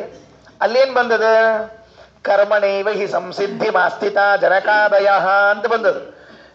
ಜನಕಾದಿಗಳು ಕರ್ಮದಿಂದ ಸಿದ್ಧಿಯನ್ನ ಪಡೆದರು ಅಂತ. ಹಿಂಗಾಗಿ ಅವರೆಲ್ಲ ಅಜ್ಞಾನಿ ವರ್ಗದಲ್ಲಿ ಸೇರಿದವರು. ಜ್ಞಾನದಿಂದ ಸಿದ್ಧಿ ಪಡೆದವರೆಲ್ಲ ಸನ್ಯಾಸಿ, ಅವ್ರು ಬೇರೆ. ಹಿಂಗೆಲ್ಲ ವಾಕ್ಯಾರ್ಥ ಮಾಡ್ತಾ ಇದ್ರೆ ಪ್ರವಚನ ಆಗ್ತಾ ಇದ್ದಾಗ ಅಮರೇಂದ್ರ ಪುರಿಗಳು ಹೇಳಿ ಕಳಿಸಿದ್ರಂತೆ, ನೀವೇನೇನೋ ಹೇಳ್ತಾ ಇದ್ದೀರಂತೆ, ನಿಮ್ಮ ಜೊತೆಗೆ ವಾಕ್ಯಾರ್ಥ ಮಾಡಬೇಕು ಅಂತ ಬರ್ತಾ ಇದ್ದೀವಿ. ಸದಾ ಸ್ವಾಗತ ಆಚಾರ್ಯರಿಗೆ. ಮಠದ ಬಾಗಿಲು ವಾಕ್ಯಾರ್ಥ ಮಾಡೋವರಿಗೆ, ವಿದ್ಯಾರ್ಥಿಗಳಿಗೆ, ಅನ್ನಾಶ್ರಯ ಪಡ್ಕೊಂಡು ಬರೋವರಿಗೆ ತೆಗೆದಿದ್ದಿರ್ತದಂತೆ. ಬರ್ರಿ ಅಂದ್ರು, ಬಂದ್ರು ವಾಕ್ಯಾರ್ಥ. ಒಂದು ದೊಡ್ಡ ವಿದ್ವನ್ ಮಂಡಳಿ, ದೊಡ್ಡ ಮಂಡಳಿಯ ಮಧ್ಯದಲ್ಲಿ ಪ್ರಾರಂಭ ಆಯಿತು. ಅದನ್ನು ಹೇಳ್ತದೆ 42ನೇ ಶ್ಲೋಕ. ಸದಾಕ್ಷಮಾಕ್ಷಿಪ್ತ ಸಮಕ್ಷಪ ಸಮಸ್ತ ಪಕ್ಷಕೋ ಯತಿ ಪ್ರಭುಂ ಕೋಪ್ಯವರಾವತಿ ಪದಃ ಜಿಗೀಷಯಾ ಜ್ಞಾನ ಸಹಾಯ ಕರ್ಮಣಃ ಪ್ರಸಾಧ್ಯತಾಂ ಸಾಧನತೇತ್ಯುದಾಹರತ್. ಸದಾಕ್ಷಂ, ಒಳ್ಳೆ ಸಮರ್ಥ ಅವನು. ಯಾರು? ಅಮರೇಂದ್ರಪುರಿ ಎನ್ನುವಂತಹ ಸನ್ಯಾಸಿ. ಆ ವ್ಯಕ್ತಿ ಒಳ್ಳೆ ಸಮರ್ಥ. ಆಕ್ಷಿಪ್ತ ಸಮಸ್ತ ಪಕ್ಷಕ, ಕಾಶಿ ಯಾರೇ ವಿದ್ವಾಂಸರು ಬಂದರೂ ಕೂಡ ಅವನ ಕಡೆ ಸೋತ ಹೋಗ್ಬೇಕಂತ. ಆಕ್ಷಿಪ್ತ ಸಮಸ್ತ ಪಕ್ಷಕ, ಒಬ್ಬರು ಕೇಳ್ಕೊಂಡು ಬರ್ತಿದ್ರಂತ ಪಂಡಿತರು ಊರಿಗೆ ಬರ್ಬೇಕಾದ್ರೆ, ಅಮರೇಂದ್ರಪುರಿ ಸ್ವಾಮಿಗಳು ಇದ್ದಾರನ್ನು ಊರಾಗ ಅಂತ ಕೇಳ್ಬೇಕಂತ. ಇಲ್ಲ ಅಂದ್ರೆ ಎತ್ತರಕ್ಕೆ ಬಂದು ಹೋಗ್ಬೇಕಂತ. ಇದ್ದಾರೆ ಅಂದ್ರೆ ಕಾಶಿ ಬಿಟ್ಟು ಗಾಯಕ್ಕೆ ಹೋಗ್ಬೇಕಂತ ಸೀದಾ. ಹಿಂಗ ಜನರಲ್ಲಿ ಭಯ ಹುಟ್ಟಿಸ್ಕೋತಿದ್ರಂತ. ಅಷ್ಟು ವಿದ್ವತ್ತಲ್ಲ ಜನರು, ಭಾರಿ ವಿದ್ವಾಂಸ ಬಂದ್ರು. ಯತಿ ಪ್ರಭುಂ ಕೋಪ್ಯಮರಾವತಿ ಪದಃ, ಅಮರೇಂದ್ರಪುರಿ, ಅಮರಾವತಿ ಪದಃ ಅಂದ್ರೆ ಅಮರೇಂದ್ರಪುರಿ, ಅವರು ಬಂದಿದ್ದಾರೆ. ಜಿಗೀಷಯ, ಏನು ವಾಕ್ಯಾರ್ಥ? ಜ್ಞಾನ ಸಹಾಯ ಕರ್ಮಣಃ ಪ್ರಸಾಧ್ಯತಾಂ ಸಾಧನತೇತ್ಯುದಾಹರತ್. ವಾಕ್ಯಾರ್ಥಕ್ಕೆ ವಿಷಯ ಆರಿಸ್ಕೊಂಡಿದ್ದೇನೆ ಅಲ್ರಿ ಮಧ್ವಾಚಾರ್ಯರೇ, ಆನಂದ ತೀರ್ಥರೇ. ನೀವೇನೋ ಪ್ರವಚನದಲ್ಲಿ ಹೇಳ್ತೀರಂತೆ, ಏನ್ ಹೇಳ್ತೀರ್ತೀರಿ? ಜ್ಞಾನ ಕರ್ಮ ಎರಡೂ ಬೇಕು, ಎರಡೂ ಒಬ್ಬರಿಗೆ ಬೇಕೇ ಬೇಕು ಅಂತ ಹೇಳ್ತೀರಂತೆ. ಅದು ಹೇಗೆ ಸಾಧ್ಯ? ಪರಸ್ಪರ ವಿರುದ್ಧ ಅದು. ಹಗಲು ರಾತ್ರಿಗಳು ಹೇಗೆ ಒಂದೇ ಕಡೆಗೆ ಇರ್ಲಿಕ್ಕೆ ಸಾಧ್ಯ ಇಲ್ಲವೋ, ಜ್ಞಾನ ಕರ್ಮಗಳೆರಡೂ ಕೂಡ ಒಂದೇ ವ್ಯಕ್ತಿಯಲ್ಲಿ ಇರ್ಲಿಕ್ಕೆ ಸಾಧ್ಯ ಇಲ್ಲ. ನೀವಂತೀರಿ ಜ್ಞಾನ ಸಹಾಯ ಕರ್ಮಣಃ, ಜ್ಞಾನಕ್ಕೆ ಕರ್ಮ ಇದು ಸಹಾಯಕ. ಎಷ್ಟೆಷ್ಟು ನೀವು ಕರ್ಮಗಳನ್ನು ಮಾಡ್ತಾ ಮಾಡ್ತಾ ಹೋಗ್ತಿರ್ತೀರಿ, ಅಷ್ಟಷ್ಟು ಜ್ಞಾನ ನಿಮಗೆ ಬೆಳೀತಾ ಹೋಗ್ತದೆ ಅಂತ ಹೇಳ್ತಿರ್ತೀರಿ. ಇದು ಸಂಬಂಧವಿಲ್ಲದ್ದು. ಹೀಗ್ಯಾಕೆ ಹೇಳಿದ್ರಿ? ಸಾಧನೆ ಮಾಡಿ ತೋರಿಸ್ರಿ ಅಂದ್ರು. ಆಚಾರ್ಯರಂದ್ರು ಕೂಡ್ರಿ ಅಂತ ಹೇಳಿದ್ರು. ಸಾಧನೆ ಮಾಡಿ ತೋರಿಸ್ತೀನಿ ಅಂತ ಹೇಳಿ ಆಚಾರ್ಯರು ಪ್ರವಚನವನ್ನು ಪ್ರಾರಂಭ ಮಾಡ್ತಾ ಇದ್ದಾರೆ. ಬಹಳ ಚೆನ್ನಾಗಿದೆ. ಒಂದು ವಿಷಯವನ್ನ ಈ ಸಂದರ್ಭದಲ್ಲಿ ಹೇಳಬೇಕು ಅಂತ ಇಟ್ಕೊಂಡಿದ್ದೇನೆ, ಅದನ್ನು ಹೇಳ್ತೀನಿ, ನೀವೆಲ್ಲ ಕೇಳಿಸ್ಕೊಳ್ರಿ. ಇದೊಂದು ವಿಷಯ ತಿಳಿದಿರ್ಬೇಕು, ಮಧ್ವ ಸಿದ್ಧಾಂತದ ವಿಷಯ ಏನು ಅಂತ ತಿಳಿದಿರ್ಬೇಕು. ಏನು? ಜ್ಞಾನ ಬೇರೆ ವ್ಯಕ್ತಿಯಲ್ಲಿ, ಕರ್ಮ ಬೇರೆ ವ್ಯಕ್ತಿಯಲ್ಲಿ. ಜ್ಞಾನ ಬಂದ ಮೇಲೆ ಕರ್ಮ ಮಾಡೋ ಅವಶ್ಯಕತೆ ಇಲ್ಲ. ಇದೆಲ್ಲ ತಪ್ಪು ತಪ್ಪು ಸಿದ್ಧಾಂತಗಳಿವೆಲ್ಲ. ಜ್ಞಾನ ಬರುವಕ್ಕಿಂತಲೂ ಮೊದಲು ಕರ್ಮ ಮಾಡಬೇಕು, ಜ್ಞಾನ ಬರ್ತದೆ, ಬಂದ ಮೇಲೂ ಕರ್ಮವನ್ನ ಮಾಡಬೇಕು, ಮೋಕ್ಷ ಹೊಂದುವವರೆಗೂ ಕೂಡ ಕರ್ಮವನ್ನ ಮಾಡ್ತಾನೇ ಇರಬೇಕು. ಕರ್ಮ ಬಿಡ್ಲಿಕ್ಕೆ ಬರೋದಿಲ್ಲ ಅಲ್ರಿ. ಈಗ ದೇವರ ದರ್ಶನ ಆಗೋಕ್ಕಿಂತ ಮೊದಲು, ಅಪರೋಕ್ಷ ಜ್ಞಾನ ಆಗೋಕ್ಕಿಂತ ಮೊದಲು ಕರ್ಮವನ್ನ ಮಾಡಿದರೆ ದೇವರ ದರ್ಶನ ಆಗ್ತದೆ, ಓಕೆ. ಆದರೆ ದರ್ಶನ ಆದ್ಮೇಲೆ ಮತ್ತೆ ಯಾಕೆ ಮಾಡಬೇಕು? ಅದಕ್ಕೇನು ಲಾಭ ಇಲ್ಲ. ಅದಕ್ಕೆ ಬೇಡ ಅಂತ ಕೆಲವರು ಹಿಂಗೆ ಎಲ್ಲ ಅಭಿಪ್ರಾಯಗಳನ್ನು ಹೇಳಿದ್ರೆ, ಅದಕ್ಕೆ ಆಚಾರ್ಯರು ವಾದ ಮಾಡ್ತಾರೆ. ಕುರುವನ್ನೇವೇಹ ಕರ್ಮಾಣಿ ಜಿಜೀವಿಷೇಕ್ಷತಂ ಸಮಾಹ ಏವಂ ತ್ವಯಿ ನಾಣ್ಯಥೇತೋಸ್ತಿ ನ ಕರ್ಮ ಲಿಪ್ಯತೆ ನರೇ. ಈ ಮಂತ್ರದಲ್ಲಿ ಆಚಾರ್ಯರ ಭಾಷ್ಯ ಬಹಳ ಸೊಗಸಾಗಿದೆ. ಇಲ್ಲಿ ಯಾರು ಬದುಕಬೇಕು ಅಂತ ಇಟ್ಕೊಂಡಿರಿ, ಬದುಕ್ಲಿಕ್ಕೆ ಅರ್ಹತೆ, ಕುರುವನ್ನೇವ ಇಹ ಕರ್ಮಾಣಿ ಜಿಜೀವಿಷೆ ಶತಂ ಸಮಾಹ. 100 ವರ್ಷ ನಿಮಗೆ ಬದುಕಬೇಕು ಅಂತ ಆಶಾ ಅದನ್ನ. ಕೆಲವರಂತಿರ್ತಾರೆ, ಬೇಡ್ರಿ ಮಾರಾಯರೆ ನಾವೆಲ್ಲಿ 100 ವರ್ಷ ಬದುಕೋದು ಅಂತಿರ್ತಾರೆ. ಅವ್ರಿಗೆ ಹೇಳ್ತಿಲ್ಲ, ಯಾರಿಗೆ ಬದುಕಬೇಕು ಅಂತ ಆಸೆ ಇದೆ, ಅರ್ಥಾತ್ ಬದುಕುವ ಅಧಿಕಾರ ಯಾರಿಗೆ ಅಂತ ಕೇಳಿದ್ರೆ ಕರ್ಮಗಳನ್ನು ಸದಾ ಮಾಡ್ತಿರ್ಬೇಕಂತ. ಯಾವ ಕರ್ಮ? ಮಲಗೋ ಕರ್ಮ, ಊಟದ ಕರ್ಮ, ನಿದ್ದಿ ಕರ್ಮ, ಆ ಕರ್ಮ ಅಲ್ಲ. ಮತ್ತೆ ಸಂಧ್ಯಾ ವಂದನ, ದೇವರ ಪೂಜೆ, ಯಜ್ಞ, ದಾನ, ಧರ್ಮಗಳು, ಈ ಕರ್ಮಗಳೇನಿವೆ ಇವು ಸದಾ ಮಾಡ್ತಿರ್ಬೇಕಂತ. ಶ್ರೀಮತ್ ಟೀಕಾಕೃತ್ಪಾದರು ವ್ಯಾಖ್ಯಾನ ಮಾಡುವಾಗ ಒಂದು ಸೊಗಸಾದ ಮಾತು ಬರೀತಾರೆ, ಎಷ್ಟು ಚೆನ್ನಾಗಿದೆ ನೋಡ್ಕೊಳ್ರಿ. ಆಮರಣಂ ಭಗವತ್ ಪೂಜಾತ್ಮಕಾನಿ ಅಸಂಕಲ್ಪಿತ ಫಲಾನಿ ಸ್ವೋಚಿತ ಕರ್ಮಾಣಿ ಸರ್ವಥಾ ಕುರಿಯಾದಿತಿ ಯಾವತ್. ಕೊನೆ ಉಸಿರಿರುವವರೆಗೂ ಕೂಡ ನಾವು ಹಿಂಗೆ ಕರ್ಮವನ್ನ ಮಾಡಬೇಕಂತ. ಆ ಮರಣಂ, ಇವತ್ತು ಮರಣ ಬರ್ತದ, ಬರಲಿ, ಮರಣ ಬರೋ ದಿವಸದವರೆಗೂ ಕೂಡ ಭಗವತ್ ಪೂಜಾತ್ಮಕಾನಿ ಅಸಂಕಲ್ಪಿತ ಫಲಾನಿ ಸ್ವೋಚಿತ ಕರ್ಮಾಣಿ ಸರ್ವಥಾ ಕುರಿಯಾತ್. ಸ್ವೋಚಿತ ಕರ್ಮಗಳನ್ನು ಮಾಡಬೇಕು. ನಮಗೆ ಉಚಿತವಾದ ಕರ್ಮಗಳು ಅಂತ ಯಾವ ಮಾಡ್ಲೇಬೇಕು. ಮಾಡುವಾಗ 2 ಕೆಲಸ ಮಾಡ್ಬೇಕಂತ, ಮರಿಲಾರದು 2 ಕೆಲಸ ಮಾಡ್ಬೇಕು ಕರ್ಮ ಮಾಡುವಾಗ. ಒಂದು, ಅಸಂಕಲ್ಪಿತ ಫಲಾನಿ, ಫಲದ ಸಂಕಲ್ಪ ಮಾಡಬಾರ್ದು, ಫಲದ ಸಂಕಲ್ಪ ಮಾಡೋ ಹಂಗಿಲ್ಲ. ಎರಡನೇದು, ಭಗವತ್ ಪೂಜಾತ್ಮಕಾನಿ, ಮಾಡುವ ಕರ್ಮಗಳೆಲ್ಲವೂ ಭಗವತ್ ಪೂಜಾ ಅಂತ ಅನುಸಂಧಾನ ಮಾಡಬೇಕು. ಟೀಕಾಕೃತ್ಪಾದರು ಹೇಳೋ ಮಾತು ಎಷ್ಟು ಸೊಗಸಾಗಿದೆ ಅಂದ್ರೆ, ಆ ಮರಣಂ ಇದು 1 ದಿವಸದ ಕೆಲಸ ಅಲ್ಲ, 2 ದಿವಸದ ಕೆಲಸ ಅಲ್ಲ. 1 ದಿವಸ ಏನೋ ಹಿಂಗ ಮಾಘ ಮಾಸ, ಅಧಿಕ ಮಾಸ, ವೈಶಾಖ ಮಾಸ ಅಂತ ಹೇಳಿ ಕರ್ಮ ಮಾಡಿ ಅದೊಂದು ಕೃಷ್ಣಾರ್ಪಣ ಅಂದ್ರಪ್ಪ, ಆಚಾರ ದಿವಸ ಎಲ್ಲಿ ನಮ್ಮ ಕಡೆಯಿಂದ ಆಗಂಗಿಲ್ರಪ್ಪ, ಸುಮ್ಮನೆ ಯಾವಾಗ ಮಾಡ್ತಿರ್ತೀವ್ರಪ್ಪ, ಅದೊಂದು ದೇವ್ರ ಪೂಜೆ ಅಂದ್ಬಿಡ್ತೀವ್ರಪ್ಪ ಅನ್ನಬಾರ್ದಂತ. ಆ ಮರಣಂ, ಕೊನೆ ಉಸಿರಿನವರೆಗೂ ಕೂಡ ಮಾಡುವ ಪ್ರತಿ ಕರ್ಮಕ್ಕೂ ಕೂಡ ಫಲಾಪೇಕ್ಷೆ ಇರಬಾರ್ದು. ಏನ್ ಕೊಟ್ಟಿ ದೇವರ ನೀನು, ಇಷ್ಟು ಮಾಡಿ ನಿನಗೆ ಹೇಳಿ ನೋಡಂತ. ಮಂಟಪದಾಗ ಕೂಡ್ಸಿದ್ ನಿನ್ನ, ಕೂಡ್ಸಿಲ್ಲ, ನಾ ಕೂಡ್ಲಿಕ್ಕೆ ಬರ್ತದ ಆ ಮಂಟಪದಾಗ, ಬರುದಿಲ್ಲ ಅದಕ್ಕೆ ಕೂಡ್ಸ್ಯಾನ ಅವನ್ನ. ನೀನು ಮಂಟಪದಾಗ ಕೂಡ್ಸಿ, ಬೆಳ್ಳಿ ಮಂಟಪದಾಗ ಕೂಡ್ಸಿ, ನಿನ್ನ ಛತ್ರ ಚಾಮರ ಹಾಕಿನೋ ನಿನಗೆ. ಯಾರಿಗೆ? ನನಗೆ ಯಾರು ಹಾಕ್ತಾರೆ? ನನಗೆ ಬೇರೆ ಹಾಕ್ತಾರೆ. ನನಗೆ ಯಾರು ಹಾಕ್ತಾರೆ? ಹಾಕಿಲ್ಲ ಯಾವುದು. ಅಂದ ಮೇಲೆ ಇಷ್ಟೆಲ್ಲ ನಿನಗೆ ಪೂಜಾ ಮಾಡಿದ್ರೆ ನೀ ನನಗೇನು ಕೊಟ್ಟಿಪ್ಪ ಅಂತ ಕೇಳಲೇಬಾರ್ದು, ಕೇಳಲೇಬಾರ್ದು. ಅಸಂಕಲ್ಪಿತ ಫಲಾನಿ, ಮಾಡಿದ್ದು ಸಣ್ಣದಿದ್ರೂ ಕೂಡ ಅದು ಭಗವತ್ ಪೂಜಾತ್ಮಕಾನಿ. ಹಿಂಗ ಮಾಡ್ತಾ ಇದ್ರೆ ಏನಾಗ್ತದೆ? ಹಿಂಗ್ ಮಾಡ್ಕೋತಿದ್ರೆ ಪಾಪಲೇಪ ಆಗೋದಿಲ್ಲ. ಇರ್ಲಿ ಬಿಡ್ರಿ, ವಾಸನೆ ಕೇಳಿರಿ, ಹೊಸ ವಿಷಯ ಕೇಳ್ರಿ. ಏನ್ ಪಾಪಲೇಪ? ಪಾಪಲೇ ಅದ ನಮ್ಮ ಮನ್ಯಾಗ ನಿರ್ಲೇಪ ಹಂಚಿ ಬಂದ್ಬಿಟ್ರೆ ಮುಗಿದ, ದಾಶಿನಿ ಲೇಪ ಆಗಿಲ್ಲ ಅಂತ ಸ್ವಲ್ಪ ಪಾಪ ಇರ್ಲೇಪ ಬಗ್ರಿ ಆಚಾರ ನಾವು. ಒಬ್ಬ ಅಂದ, ಕೇಳಿದೆ ನಾನು, ಯಾಕಪ್ಪ ನೀ ಸಂಧ್ಯಾನಿಗೆ ಬಿಟ್ಬಿಟ್ಟು ನಿನಗೇನು ಪಾಪ ಲೇಪ ಇಲ್ಲ? ಆಚಾರ ನಮ್ಮ ಮನ್ಯಾಗ ನಿರ್ಲೇಪ ಹಂಚಿ ಬಂದ್ಬಿಟ್ಟದ ನಾವು. ನಾನು ನಿರ್ಲೇಪ ಹಂಚಿ ಬಂದ ದಾಸಿ ಅಂಟ್ಕೊಳಗಿಲ್ಲೋ, ದಾಸಿ ಜೊತೆ ನಮ್ಮ ಕರ್ಮನೂ ಅಂಟಂಗಿಲ್ರಿ ನಾವು. ಮುಗಿದ ಕೆಲಸ. ಇಂಥ ಶಾಣ್ಯಾರು ಇರ್ತಾರೆ ಕೆಲವರೆಲ್ಲ. ಒಂದು ಸ್ವಾರಸ್ಯ ಇದೆ, ಕೇಳಿಕೊಳ್ಳ್ರಿ. ಅಪರೋಕ್ಷ ಜ್ಞಾನಾತ್ ಪ್ರಾಕ್, ಅಪರೋಕ್ಷ ಜ್ಞಾನಕ್ಕಿಂತಲೂ ಮೊದಲು ಮಾಡಿರುವಂತಹ ಸತ್ಕರ್ಮಗಳು ಇವೇನ್ ಮಾಡ್ತಾವ? ಏನ್ ಮಾಡ್ತಾವ ಇವು? ಇವು ನಮಗೆ ಅಪರೋಕ್ಷ ಜ್ಞಾನವನ್ನ ತಂದುಕೊಡ್ಲಿಕ್ಕೆ ಸಮರ್ಥ ಆಗ್ತಾವ. ಅಪರೋಕ್ಷ ಜ್ಞಾನವನ್ನು ತಂದುಕೊಡ್ಲಿಕ್ಕೆ ಸಮರ್ಥ ಆಗ್ತಾವ. ಹೇಗೆ ಸಮರ್ಥವಾಗುತ್ತವೆ ಅಂತ ಕೇಳಿದ್ರೆ ಟೀಕಾಕೃತ್ಪಾದರಂತಾರೆ, ಸೋಚಿತೇನ ಅಸಂಕಲ್ಪಿತ ಫಲೇನ ಕರ್ಮಣ ಭಗವತ್ ಪೂಜಾಂ ಕುರುವಂತಂ ಅಲ್ಪಾಧಿಕಾರಿಣಮಪಿ ನ ಪ್ರಾಗುತ್ತರಾಣಿ ಕರ್ಮಾಣಿ ಪಾಪಾನಿ ಬಾಧಂತೆ. ಯಾರೋ ಕೆಲವರು ಕೇಳ್ತಿರ್ತಾರೆ, ಆಚಾರ ಯಾಕೆ ನಮಗ್ ದೇವ್ರ ಲಘು ದರ್ಶನ ಕೊಡಂಗಿಲ್ರಿ ಆಚಾರ? ಲಘು ಕೊಡೋದಕ್ ಬೇಡವ, ಏನೋ ಇವನ್ ಸಲುವಾಗಿ ಅವ ಕಾಯ್ಕೊಂಡು ಕೂತಾನ, ಬಂದೇ ಬಿಡ್ತಾನ ಅನ್ನೋಂಗ. ಅದಕ್ಕೆ ಉತ್ತರ ಕೊಡ್ತಾರೆ ಟೀಕಾರಾಯರು, ಶ್ರೀಮದಾಚಾರ್ಯರು ಈಶಾವಾಸ್ಯ ಉಪನಿಷತ್ತಿನ ಭಾಷ್ಯದಲ್ಲಿ. ಏನು ಅಂದ್ರೆ, ಸಂಚಿತ ಆಗಾಮಿ ಅಂತನ್ನುವ ಕರ್ಮಗಳಿವೆ ಅಲ್ಲ, ನಾವೇನ್ ತಿಳ್ಕೊಂಡಿವಿ ಗೊತ್ತೇನು?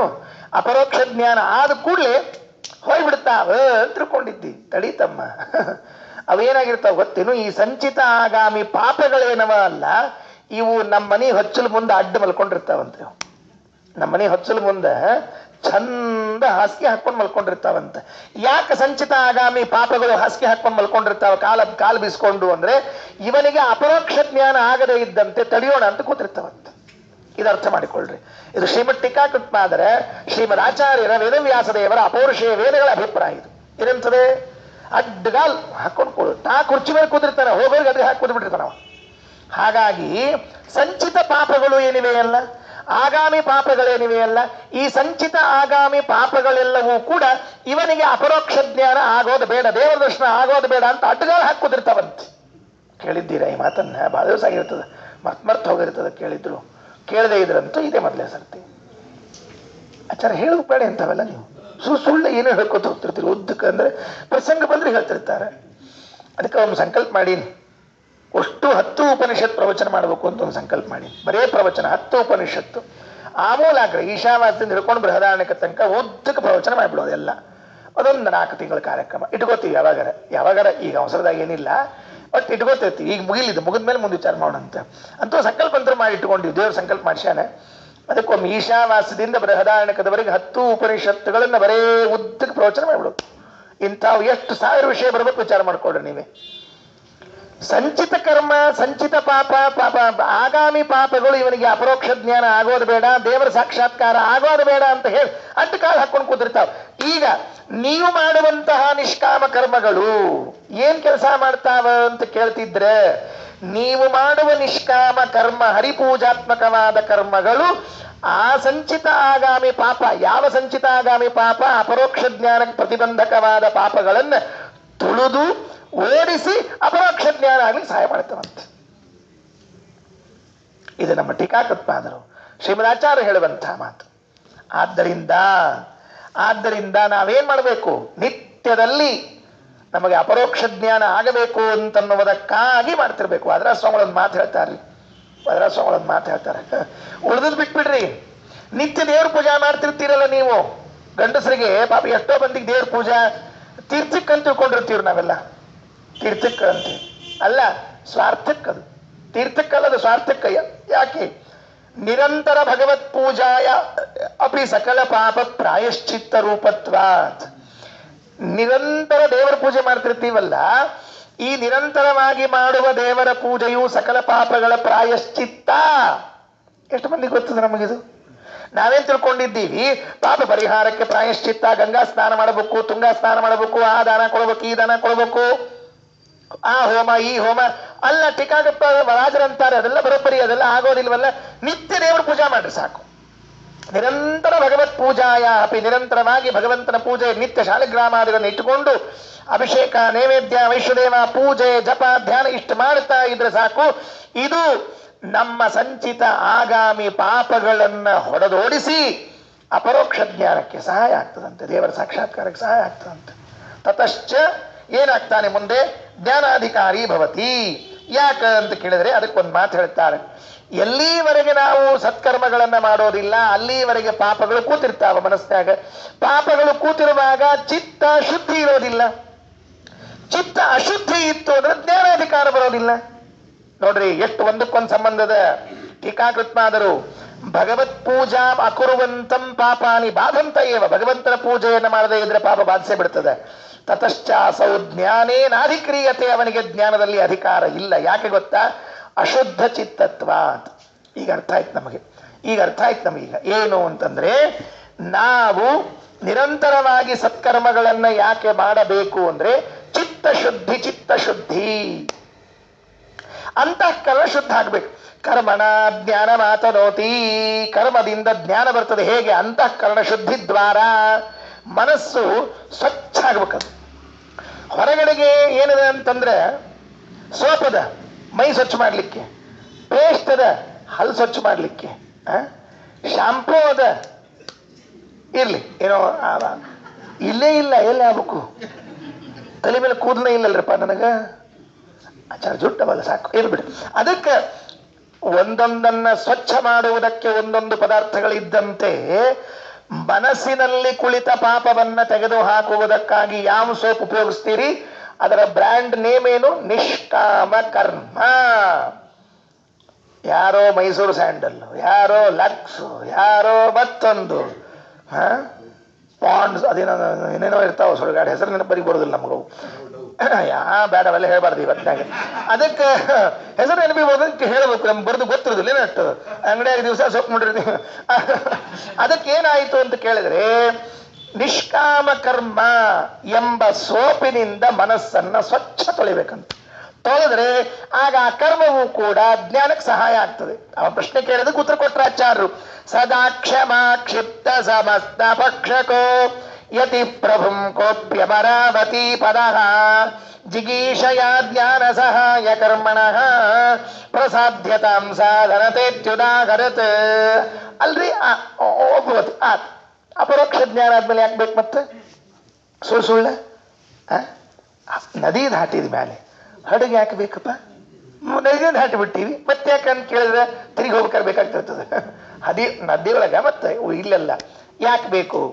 ಅಪರೋಕ್ಷ ಜ್ಞಾನಾನಂತರದಲ್ಲಿ ಮಾಡಿರುವ ಸತ್ಕರ್ಮಗಳೆಲ್ಲವೂ ಕೂಡ ಮೋಕ್ಷದಲ್ಲಿ ಆನಂದದ ಏನದು ಏನೋ ಹೇಳ್ತಿರ್ತಾರಪ್ಪ ಇವ್ರು, ಒಟ್ಟು ಏನು ಆನಂದದ ಅಭಿವೃದ್ಧಿ ಆಗ್ಲಿಕ್ಕೆ. ಏನ್ ಹಂಗಂದ್ರೆ ಅಭಿವೃದ್ಧಿ ಆಗ್ಲಿಕ್ಕೆ ಅಂದ್ರೆ ಏನ್ರಿ ಇದು? ಆನಂದಾಭಿವೃದ್ಧಿ ಅಂದ್ರೆ ಇರೋದು ಅಂದ್ರೆ ಅದೇನು ಹೊಸದಾಗಿ ಬರ್ತದೋ ಹೆಂಗೆ? ಏನಿದೆ ಆನಂದಾಭಿವೃದ್ಧಿ ಆಗೋದು ಅಂದ್ರೆ ಮೋಕ್ಷದಲ್ಲಿ ಆನಂದವು ಅಭಿವೃದ್ಧವಾಗ್ತದೆ. ಘಂಟಾಘೋಷ. ಏನು ಅಭಿವೃದ್ಧಿ ಅಂದ್ರೆ ಏನು ಹೇಳ್ರಿ? ಮೊದಲು ನಮ್ದೇನದ ಅಷ್ಟು ಸಿಗ್ತದ, ಅದಕ್ಕೆ ಆನಂದಾಭಿವೃದ್ಧಿ ಅಂತ ಕರೆಯೋದು. ನಮ್ದೇನದ ಆನಂದ ಅಪರೋಕ್ಷ ಜ್ಞಾನ ಆದ ಮೇಲೆ ನಾವು ಕರ್ಮ ಮಾಡಲಿಲ್ಲ, ಸತ್ಕರ್ಮ ಮಾಡಲಿಲ್ಲ ಅಂದ್ರೆ ನಮ್ದು ಪೂರ್ಣ ಆನಂದ ಸಿಗೋದಿಲ್ಲ, 50% ಮಾತ್ರ ಸಿಗ್ತದೆ. ಅಪರೋಕ್ಷ ಜ್ಞಾನ ಆದ ಮೇಲೆ ಪೂರ್ಣ ಕರ್ಮವನ್ನ ಮಾಡ್ತಾ ಇದ್ರೆ ಪೂರ್ಣ ಆನಂದ. ಇದಕ್ಕೆ ಆನಂದಾಭಿವೃದ್ಧಿ ಅಂತ ಕರೀತಾ. ಇರ್ಲಿ ಮತ್ತೊಂದು ಸಿಕ್ಕ ನೋಡಂತ. ಇಷ್ಟ ಆಯ್ತು. ಸಂಸಾಧಿತಾರ್ಥೇ ಭಗವತ್ಯಯುಕ್ತಿವಿತ್ ಪಪ್ರಚ್ಛ ಸಜ್ಞಾನ ಪದಾರ್ಥ ಮುಗ್ರಧೀಹಿ ಜ್ಞಾತಸ್ಸತೆ ಜ್ಞಾನಸಿ ಚೇನ್ನ ಸ ಪ್ರಶ್ನೋ ಘಟೇತೇತಿ ನಿರಾಕೃತೈಶತಂ. ಅವಂಗ ಹಿಂಗ ಆಚಾರ್ಯರು ಸಾಧನೆ ಮಾಡಿದ್ರು, ಪ್ರಮಾಣಗಳನ್ನು ಉದಾಹರಣೆ ಮಾಡಿದ್ದಾರೆ. ಗೀತಾ ತಾತ್ಪರ್ಯದಲ್ಲಂತರೂ ಅದೇನು 3ನೇ ಅಧ್ಯಾಯದ 20ನೇ ಶ್ಲೋಕ ಹೇಳಿದ್ದೇನೆ. ಕೃಷ್ಣ ಸಂಹಿತಾ ಅಂತ ಅಜ್ಞಾನಾಂ ಜ್ಞಾನದಂ ಕರ್ಮ, ಅಜ್ಞಾನಿಗಳಿಗೆ ಜ್ಞಾನವನ್ನು ಕೊಡ್ತದೆ, ಜ್ಞಾನಿಗಳಿಗೆ ಮುಕ್ತಾನಂದದಾಯಕಂ, ಮುಕ್ತದಲ್ಲಿ ಆನಂದವನ್ನು ಕೊಡುವಂತಹದ್ದು ಅಂತ ಕೃಷ್ಣ ಸಂಹಿತಾ ಪ್ರಮಾಣವನ್ನ ಉದಾಹರಣೆ ಮಾಡಿದರು. ಮಾತಿಲ್ಲ, ಸೋತೋಗ್ಬಿಟ್ಟ. ಈ ಮೀಸಿ ಮಣ್ಣಾಗ್ಲಿಲ್ಲ ಅಂತಂದು, ಬಿದ್ರು ಮೀಸಿ ಮಣ್ಣಾಗ್ಲಿಲ್ಲ ಅಂತ ಅವೇನ್ ಮಾಡಿದ? ಸಂಸಾಧಿತಾರ್ಥೇ ಭಗವತಿ, ಪೂಜ್ಯರಾದ ಆಚಾರ್ಯರು ಅದರ ಸಾಧನೆ ಮಾಡಿದ ಕೂಡಲೇ ಅಯುಕ್ತಿವಿತ, ಅದಕ್ಕೆ ಏನ್ ಹೇಳಬೇಕು ಅಂತ ಸ್ಟ್ರೈಕ್ ಆಗದೆ ಪಪ್ರಚ್ಛ ಸಜ್ಞಾನ ಪದಾರ್ಥ ಮುಗ್ರಧೀಹಿ, ಒಳ್ಳೆ ಪ್ರಶ್ನೆ ಕೇಳಿದಂತ. ಏನ್ ಪ್ರಶ್ನೆ ಕೇಳಿದ ಅನ್ನಂಗ ಮಧ್ವಾಚಾರ್ಯ ಜ್ಞಾನ ಅಂದ್ರೆ ಏನ್ ಹೇಳ್ರಿ ನೋಡ ಅಂತ ಕೇಳಿದ. ಅವರಂದ್ರು, ನೀ ಹಿಂದಿನ ಪ್ರಶ್ನೆ ಕೇಳಿದಕ್ಕೆ ಇದಕ್ಕೇನ್ ಸಂಬಂಧದ? ಇದಕ್ಕೇನಂತಾರೆ? ವಿಷಯಾಂತರ ಮಾಡೋದು ಅಂತಾರೆ. ವಾಕ್ಯಾರ್ಥದಲ್ಲಿ ಹಿಂಗೆ ವಿಷಯಾಂತರ ಮಾಡ್ತಿರ್ತಾರೆ. ಮೂಲ ವಿಷಯ ಅವರಿಗೆ ತಿಳಿಲಿಲ್ಲ ಅಂತಾದ್ರೆ ವಿಷಯಾಂತರ ಮಾಡಿಬಿಡೋದು. ಮೂಲ ವಿಷಯ ಗೊತ್ತಿತ್ತು ಅಂದ್ರೆ ವಿಷಯಾಂತರ ಮಾಡ್ಲಿಕ್ಕೆ ಬರೋದಿಲ್ಲ. ಇದು ಒಂದು ದೋಷ ವಾದದಲ್ಲಿ. ಜ್ಞಾನ ಅಂದ್ರೆ ಏನು ಅಂತ ಕೇಳಿದ್ರು. ಆಚಾರ್ಯ ಹಿಂಗೆ ಉತ್ತರ ಕೊಟ್ರೆ ಹೇಳ್ತೀನಿ, ಮುಟ್ಕೊಂಡು ನೋಡ್ಕೋಬೇಕ್ರಿ. ಅವ ಹಂಗೆ ಉತ್ತರ ಕೊಟ್ರಿ ಏನನ್ಬೇಕ್ರಿ ಎಲ್ಲರ? ಹಿಂಗ ಉತ್ತರ ಕೊಟ್ರ ಅಂದ್ರೆ ಪ್ರಶ್ನೆ ಉತ್ತರ ಆಗ್ತದೆ ಗೊತ್ತಿಲ್ರಿ ಎಷ್ಟೋ ಮಂದಿಗೆ. ಏನ್ ಗೊತ್ತಿಲ್ಲ? ಪ್ರಶ್ನೆ ಕೇಳಿದ್ರೆ ಉತ್ತರ ಕೊಡ್ಬೇಕು ಅಂತ ತಿಳ್ಕೊಂಡಿರ್ತಾರೆ. ಪ್ರಶ್ನೆಯೂ ಉತ್ತರ ಆಗ್ತದೆ ಅಂತ ಗೊತ್ತಿಲ್ಲ ಎಷ್ಟೋ ಮಂದಿಗೆ. ಮಧ್ವಾಚಾರ ಮಾಡಿ ತೋರಿಸಿದ್ರು, ಏನು ಪ್ರಶ್ನೆಯೂ ಉತ್ತರ ಆಗುತ್ತದೆ. ಪ್ರಶ್ನೆಯೂ ಉತ್ತರವಾಗುತ್ತದೆ ಅಂತ ಹೇಳ್ತೀರಾ? ಹೇಗೆ ಪ್ರಶ್ನೆಯೂ ಉತ್ತರವಾಗುತ್ತದೆ? ಜ್ಞಾನ ಅಂದ್ರೆ ಏನು ಅಂತ ಕೇಳಿಗತಿಯಲ್ಲ. ಜ್ಞಾನ ಅಂದ್ರೆ ಏನು ಅಂತ ಕೇಳಿಗತಿಯಲ್ಲ. ನೀ ಜ್ಞಾನಿ ಇದ್ದೀಯೋ ಇಲ್ಲ, ಇಷ್ಟ ಹೇಳ್ಬಿಡು ಮೊದಲನೇದ್ದು. ಜ್ಞಾತಸ್ಸತೆ ಜ್ಞಾನಸಿ ಚೇನ್ನ ಸ ಪ್ರಶ್ನೋ ಘಟೇತೇತಿ ನಿರಾಕೃತೈಶತಂ. ನೋಡಪ್ಪ, ಮೊದಲನೇದ್ದು ಜ್ಞಾನ ಅಂದ್ರೆ ಏನು ಅಂತ ಕೇಳ್ತಾ ಇದ್ರೆ ನಿಂಗ ಜ್ಞಾನ ಅದೇ ಅಂತೀಯೋ ಇಲ್ಲ ಅಂತೀಯೋ ಇಷ್ಟ ಹೇಳ್ಬಿಡು ನಂಗೆ. ಉತ್ತರಲ್ಲಿ ಇದು ಉತ್ತರ ಕೊಡ್ಲಿಲ್ಲ, ಪ್ರಶ್ನೆ ಕೇಳಿದವಂಗ ಜ್ಞಾನ ಅಂದ್ರೆ ಏನು ಅಂತ ನೀ ಕೇಳ್ಬೇಕಾದ್ರೆ ನಿನಗ ಜ್ಞಾನ ಅದನೋ ಇಲ್ಲೋ ಇಷ್ಟ ಹೇಳು ಅಂತ ಕೇಳು. ಅಲ್ರಿ ಜ್ಞಾನ ಪದಕ್ಕೆ ಇದು ಅರ್ಥ ಏನೋ ಅಂದ್ರೆ ನಾ ಕೇಳಿದ್ದು ಕೂತ್ ಹೇಳಪ್ಪ, ನೀ ಯಾಕೆ ತಲೆಗೆ ಶ್ರೋತಿ? ಎರಡರೊಳಗೆ ಏನ್ ಹೇಳಿದ್ರು ಫಜೀತಿ ಆಗ್ತದೆ ಅವಂಗ. ಎರಡರೊಳಗ ಏನ್ ಹೇಳಿದ್ರು ಫಜೀತಿ ಆಗ್ತದ. ಜ್ಞಾನ ಅದ ಅಂದ್ರು ಹಂಗಾರೆ ನಿನಗ ಜ್ಞಾನ ಅದ ಮತ್ತೆ ಕೇಳ್ತಿಪ್ಪ, ನಿನ್ನಲ್ಲಿ ಇರ್ಬೇಕಾದ್ರೆ ಏನು ಮೊದಲು ಗೊತ್ತಿರ್ಬೇಕು. ಇಲ್ಲ ಅಂದ್ಮೇಲೆ ನಾ ಏನ್ ಹೇಳಿದ್ರು ನಿಂಗೆ ತಿಳಿಯಂಗಿಲ್ಲ, ಯಾಕೆ ಹೇಳ್ಬೇಕು? ಹಿಂಗ ಉತ್ತರ ಹೇಳ್ಬೇಕು. ಯಾರ ಬುದ್ಧದ ಇಲ್ಲ ನಿನಗಂತ ಯಾರೋ ಕೇಳಂತ ಅದ ಇದ್ಮೇಲೆ ಮತ್ತೇನು ಇಲ್ಲ ಅಂದ್ರೆ ಮತ್ತೇನು? ಎರಡಕ್ಕೂ ಅದೇ ಉತ್ತರ. ಎಷ್ಟು ಕಷ್ಟದ ನೋಡ್ರಿ. ಆಚಾರ್ಯರು ಉತ್ತರ ಕೊಡಬೇಕಾದ್ರೆ ಎಷ್ಟು ಚಾಣಾಕ್ಷರನ್ನು ಕೊಟ್ಟರು. ಜ್ಞಾತಸ್ಸತೆ ಜ್ಞಾನ್ಯಸಿ ಚೇನ್ನ ಚೇನ್ನ ಸಪ್ರಶ್ನೋ ಘಟೇತೇತ ನಿರಾಕೃತೈಷತಂ. ನೀನು ಜ್ಞಾನಿಯಾಗಿದ್ರೆ ಜ್ಞಾನ ಅಂದ್ರೆ ಏನು ಅಂತ ನಿಂಗೆ ಗೊತ್ತಾದ. ನೀ ಜ್ಞಾನಿ ಆಗಿರ್ಲಿಲ್ಲ ಅಂದ್ರೆ ನಾ ಏನಂತ ಹೇಳಿ ನಿಂಗೆ ಗೊತ್ತೇ ಆಗಂಗಿಲ್ಲ. ಅಂದಮೇಲೆ ನಿಂಗೆ ನಾ ಯಾಕೆ ಹೇಳಬೇಕು ಅಂತ ಪ್ರಶ್ನೆ ಕೇಳಿದ್ರು. ಎಷ್ಟು ವಿಚಿತ್ರ ಇದು. ಕೆಲವ್ರು ಕೇಳ್ತಿರ್ತಾರಲ್ಲ, ಇಷ್ಟು ದಿವಸ ನೀವು ತಗೋತಿದ್ರಂತ ಈಗ ಬಿಟ್ಟಿರೋ ಹೆಂಗ ಅಂತ. ಇಷ್ಟು ದಿವಸ ನೀವು ತಗೋತಿದ್ರಂತಲ್ಲ ಏನು ಅಂತ ಕೇಳ್ಬೇಡ್ರಿ. ಅಷ್ಟು ಇಷ್ಟು ದಿವಸ ನೀವು ತಗೋತಿದ್ರಂತಲ್ಲ, ಈಗ ತಗೋತಿರೋ ಬಿಟ್ಟಿರೋ ಅಂತ ಕೇಳಿದ್ರೆ, ತಗೋತೀವಿ ಅಂದ್ರೆ ಇನ್ನೂ ತಗೋತಿರ್ತೀವಿ ಅಂತ ಅರ್ಥ, ಬಿಟ್ಟಿವಿ ಅಂದ್ರೆ ನಿನ್ನಿದಂಗ ತಗೋತೀವಿ ಅಂತ ಅರ್ಥ. ಯಾವ್ದು ಕೇಳಿದ್ರು ಕಷ್ಟ ನೋಡ್ರಿ. ಹಿಂಗ ಉತ್ತರ ಕೊಡ್ಲಿಕ್ಕೂ ಬರ್ತದೆ ಅಂತ ತಿಳಿಸಿಕೊಟ್ಟವರು ಆಚಾರ್ಯ ವಾದರಾಜ ಸ್ವಾಮಿಗಳು. ಹಿಂಗೆ ಹೇಳ್ಯಾರ. ಏನ್ ಹೇಳ್ಯಾರ? ಪ್ರಶ್ನೆಗೆ ಉತ್ತರ ಅಂತ ಮಾಡಿಕೊಟ್ರಿ. ಇದು ಆಚಾರ ಸ್ಟೈಲ್ ಇದೆಲ್ಲ. ಏನು? ದೇವರ್ಷಿ ವಿಪ್ರರ ಕೊಂದು ತೀವಿದ್ದು ತನ್ನುದ್ರದೋಳಿಟ್ಟ ಹರಿಗೆ ಭಾವಜ್ಞರೆಂಬುವರು ಆಗಾಲದಲೆಯ ಮೇಲೆ ಶಿವನ ಲಿಂಗವ ನಿಲ್ಲಿಸುವರೆ. ಇದು ಏನು ಪದ್ಯಪ್ಪ ಇಲ್ಲರ? ಹಿಂಗ ಹೇಳ ಲಕ್ಷ್ಮೀಶ ಬಂದಾಗ, ದೇವರ್ಷಿ ವಿಪ್ರರ ಕೊಂದು ತೀವಿದ್ದು ತನ್ನುದ್ರದೋಳಿಟ್ಟ ಹರಿಗೆ ಭಾವಜ್ಞರೆಂಬುವರು ಆಗಾಲದಲೆಯ ಮೇಲೆ ಶಿವನ ಲಿಂಗವ ನಿಲ್ಲಿಸುವರೆ. ಪ್ರಶ್ನೆಗೆ ಪ್ರಶ್ನೆಯೇ ಉತ್ತರವಾಗ್ತದೆ ಅಂತ ತಿಳಿಸಿಕೊಟ್ಟವರು ವಾದರಾಜ ಸ್ವಾಮಿಗಳು. ಆಚಾರ್ಯರು ಪ್ರಶ್ನೆಗೆ ಉತ್ತರ ಆಗ್ತದೆ ಅಂತ ತಿಳಿಸಿಕೊಟ್ಟಾರ. ಜ್ಞಾನ ಅಂದ್ರೆ ಏನು ಅಂತ ಕೇಳಿದ್ರೆ, ನೀ ಜ್ಞಾನಿ ಹೌದೋ ಅಲ್ಲೋ ಅಂತ ಕೇಳಿದ್ರು. ಹೌದು ಅಂದ್ರೆ ಮತ್ತೆ ಮುಗಿದು ಏನ್ ಹೇಳ್ಬೇಕೇನು, ಅಲ್ಲ ಅಂದ್ರೆ ಏನ್ ಹೇಳ್ಬೇಕು ನನಗೆ, ಮುಗಿದು ಕೆಲಸ. ಎರಡಕ್ಕೂ ಉತ್ತರವು ಪ್ರಶ್ನೆಯಾಗಿ ಉಳಿದಿದೆ. ಎಷ್ಟು ಅದ್ಭುತ ಅದನ್ನ ಹೇಳಿದ್ರು. ಸಂಸಾಧಿತಾರ್ಥೇ ಭಗವತ್ಯಯುಕ್ತಿವಿತ ಪಪ್ರಚ್ಛ ಸಜ್ಞಾನ ಪದಾರ್ಥ ಮುಗ್ರಧೀಹಿ ಜ್ಞಾತಸ್ಸತೆ ಜ್ಞಾನ್ಯಸಿ ಚೇನ್ನ ಚೇನ್ನ ಸಪ್ರಶ್ನೋ ಘಟೇತೇತಿ ನಿರಾಕೃತೈಷತಂ. ಕೊನೆ ಮಾತು ಇವತ್ತಿನ ಪ್ರವಚನದ್ದು 44ನೇ ಶ್ಲೋಕ ಮುಕ್ತಾಯ ಮಾಡ್ತೇನೆ. ಏನು? ವಿತತ ತಮ ತಮೋಂತಂ ಸಾಧಯಂತ್ಯಾನಿತಾಂತಂ ಸದಸಿ ಸದಸಿ ರೇಜೆ ವ್ಯಾಖ್ಯಯಾ ವ್ಯಾಸಶಿಷ್ಯಃ ಸಕಲ ಸಮಯ ಹಸ್ತಾಂಭೋಜರ್ಮಂದಾಭಿನಂದಿ ಶರದ ಶರದಿ ಚಂದ್ರಿಕಾ ಸಂಪದೇವ. ಆಚಾರ್ಯರು ಅಲ್ಲಿ ಇದ್ದ ಎಲ್ಲ ಜನರಿಂದಲೂ ಕೂಡ ಪ್ರಶಂಸೆಗೆ ಪಾತ್ರರಾಗಿದ್ದಾರೆ. ಜನ ಎಲ್ಲ ಎದ್ದು ನಿಂತು ಕೈ ಮುಗಿದು ಚಪ್ಪಾಳೆ ತಟ್ಟಿ ಹರ್ಷೋದ್ಗಾರವನ್ನ ಮಾಡಿ, ಇಷ್ಟು ದಿವಸ ಏನೇನೋ ತಪ್ಪಾದ ತತ್ವಜ್ಞಾನವನ್ನ ಮಾಡಿಕೊಂಡಿದ್ದೆವು, ಕ್ಷಮೆ ಇರಲಿ ಅಂತ ಪ್ರಾರ್ಥನೆ ಮಾಡಿ ಸಂತೋಷಾಭಿವ್ಯಕ್ತಿಯನ್ನು ಮಾಡಿದ್ದಾರೆ. ವ್ಯಾಸ ಶಿಷ್ಯ, ವೇದವ್ಯಾಸದೇವರ ಶಿಷ್ಯರಾದ ಮಧ್ವಾಚಾರ್ಯರು ಸದಸಿ ರೇಜೆ, ಆ ಎಲ್ಲ ಸಭೆಗಳಲ್ಲಿ ರೇಜೆ ಶೋಭಾಯಮಾನವಾಗಿ ಇದ್ದಾರಂತೆ. ಹೇಗಿದ್ದವರವರು ಅಂತ ಕೇಳಿದ್ರೆ, ವಿತತ ತಮೋಂತಂ ವ್ಯಾಪ್ತವಾದ ಅಜ್ಞಾನವೆಂಬ ಕತ್ತಲೆಯನ್ನ ನಾಶ ಮಾಡುವಂಥವರು. ನಿತಾಂತಂ ಸಾಧಯಂತ್ಯ, ಜಗತ್ತಿನ ತುಂಬೆಲ್ಲ ಅಜ್ಞಾನವೇ ತುಂಬಿಕೊಂಡಿದೆಯಂತೆ ಅಂತ ಹೇಳಿದ ಒಂದು ಮತ ಉಂಟು. ಅದನ್ನು ನಾಶ ಮಾಡ್ತಾ ಇದ್ದಾರಂತೆ. ಯಾಕೆ? ಮಾಯಾವಾದದ ಪ್ರಕಾರ ಬ್ರಹ್ಮನಿಗೆ ಅಜ್ಞಾನದ ಸಂಪರ್ಕವಾದಾಗ ಜೀವನಾಗುತ್ತಾನೆ ಅಂತ ಹೊರತು. ಮಾಯಾವಾದದಲ್ಲಿ ಬ್ರಹ್ಮ ಏನಿದ್ದಾನೋ ಈ ಬ್ರಹ್ಮನಿಗೆ ಅಜ್ಞಾನದ ಸಂಪರ್ಕವಾದರೆ ಆ ಅಜ್ಞಾನ ಪ್ರಯುಕ್ತಕವಾಗಿ ಜೀವನಾಗುತ್ತಾ. ಜಗತ್ತಿನ ತುಂಬ ಜೀವರಿದ್ದಾರೆ ಅಂದ್ರೆ ಅಜ್ಞಾನ ಇದೆ ಅಂದ್ರೆ ಒಂದೇ ಅರ್ಥ. ಅಂತಹ ಅಜ್ಞಾನವನ್ನು ನಾಶ ಮಾಡುವಂತಹ ಆಚಾರ್ಯರು ಶರದಿ ಚಂದ್ರಶ್ಚಂದ್ರಿಕಾ ಸಂಪದೇವ. ಶರದೃತುವಿನಲ್ಲಿ ಚಂದ್ರಿಕಾ ಸಂಪತ್, ಚಂದ್ರನ ಬೆಳದಿಂಗಳು ಬಂದಾಗ ಹೇಗೆ ಎಲ್ಲ ಕಡೆಗೆ ಕತ್ತಲೆ ಹೋಗುತ್ತೋ ಹಾಗೆ ಆಚಾರ್ಯರು ಪ್ರತಿ ಸಭೆಗಳಲ್ಲಿ ಹೋಗ್ತಾ ಕಾಶಿಯ ವಿದ್ವತ್ ಸಭೆಗಳಲ್ಲಿ ಹೋಗಿ ವಾಕ್ಯಾರ್ಥವನ್ನು ಮಾಡ್ತಾರೆ. ಸಕಲ ಸಮಯ ಹಸ್ತಾಂಭೋಜ ಬಂಧಾಭಿನಂದಿ.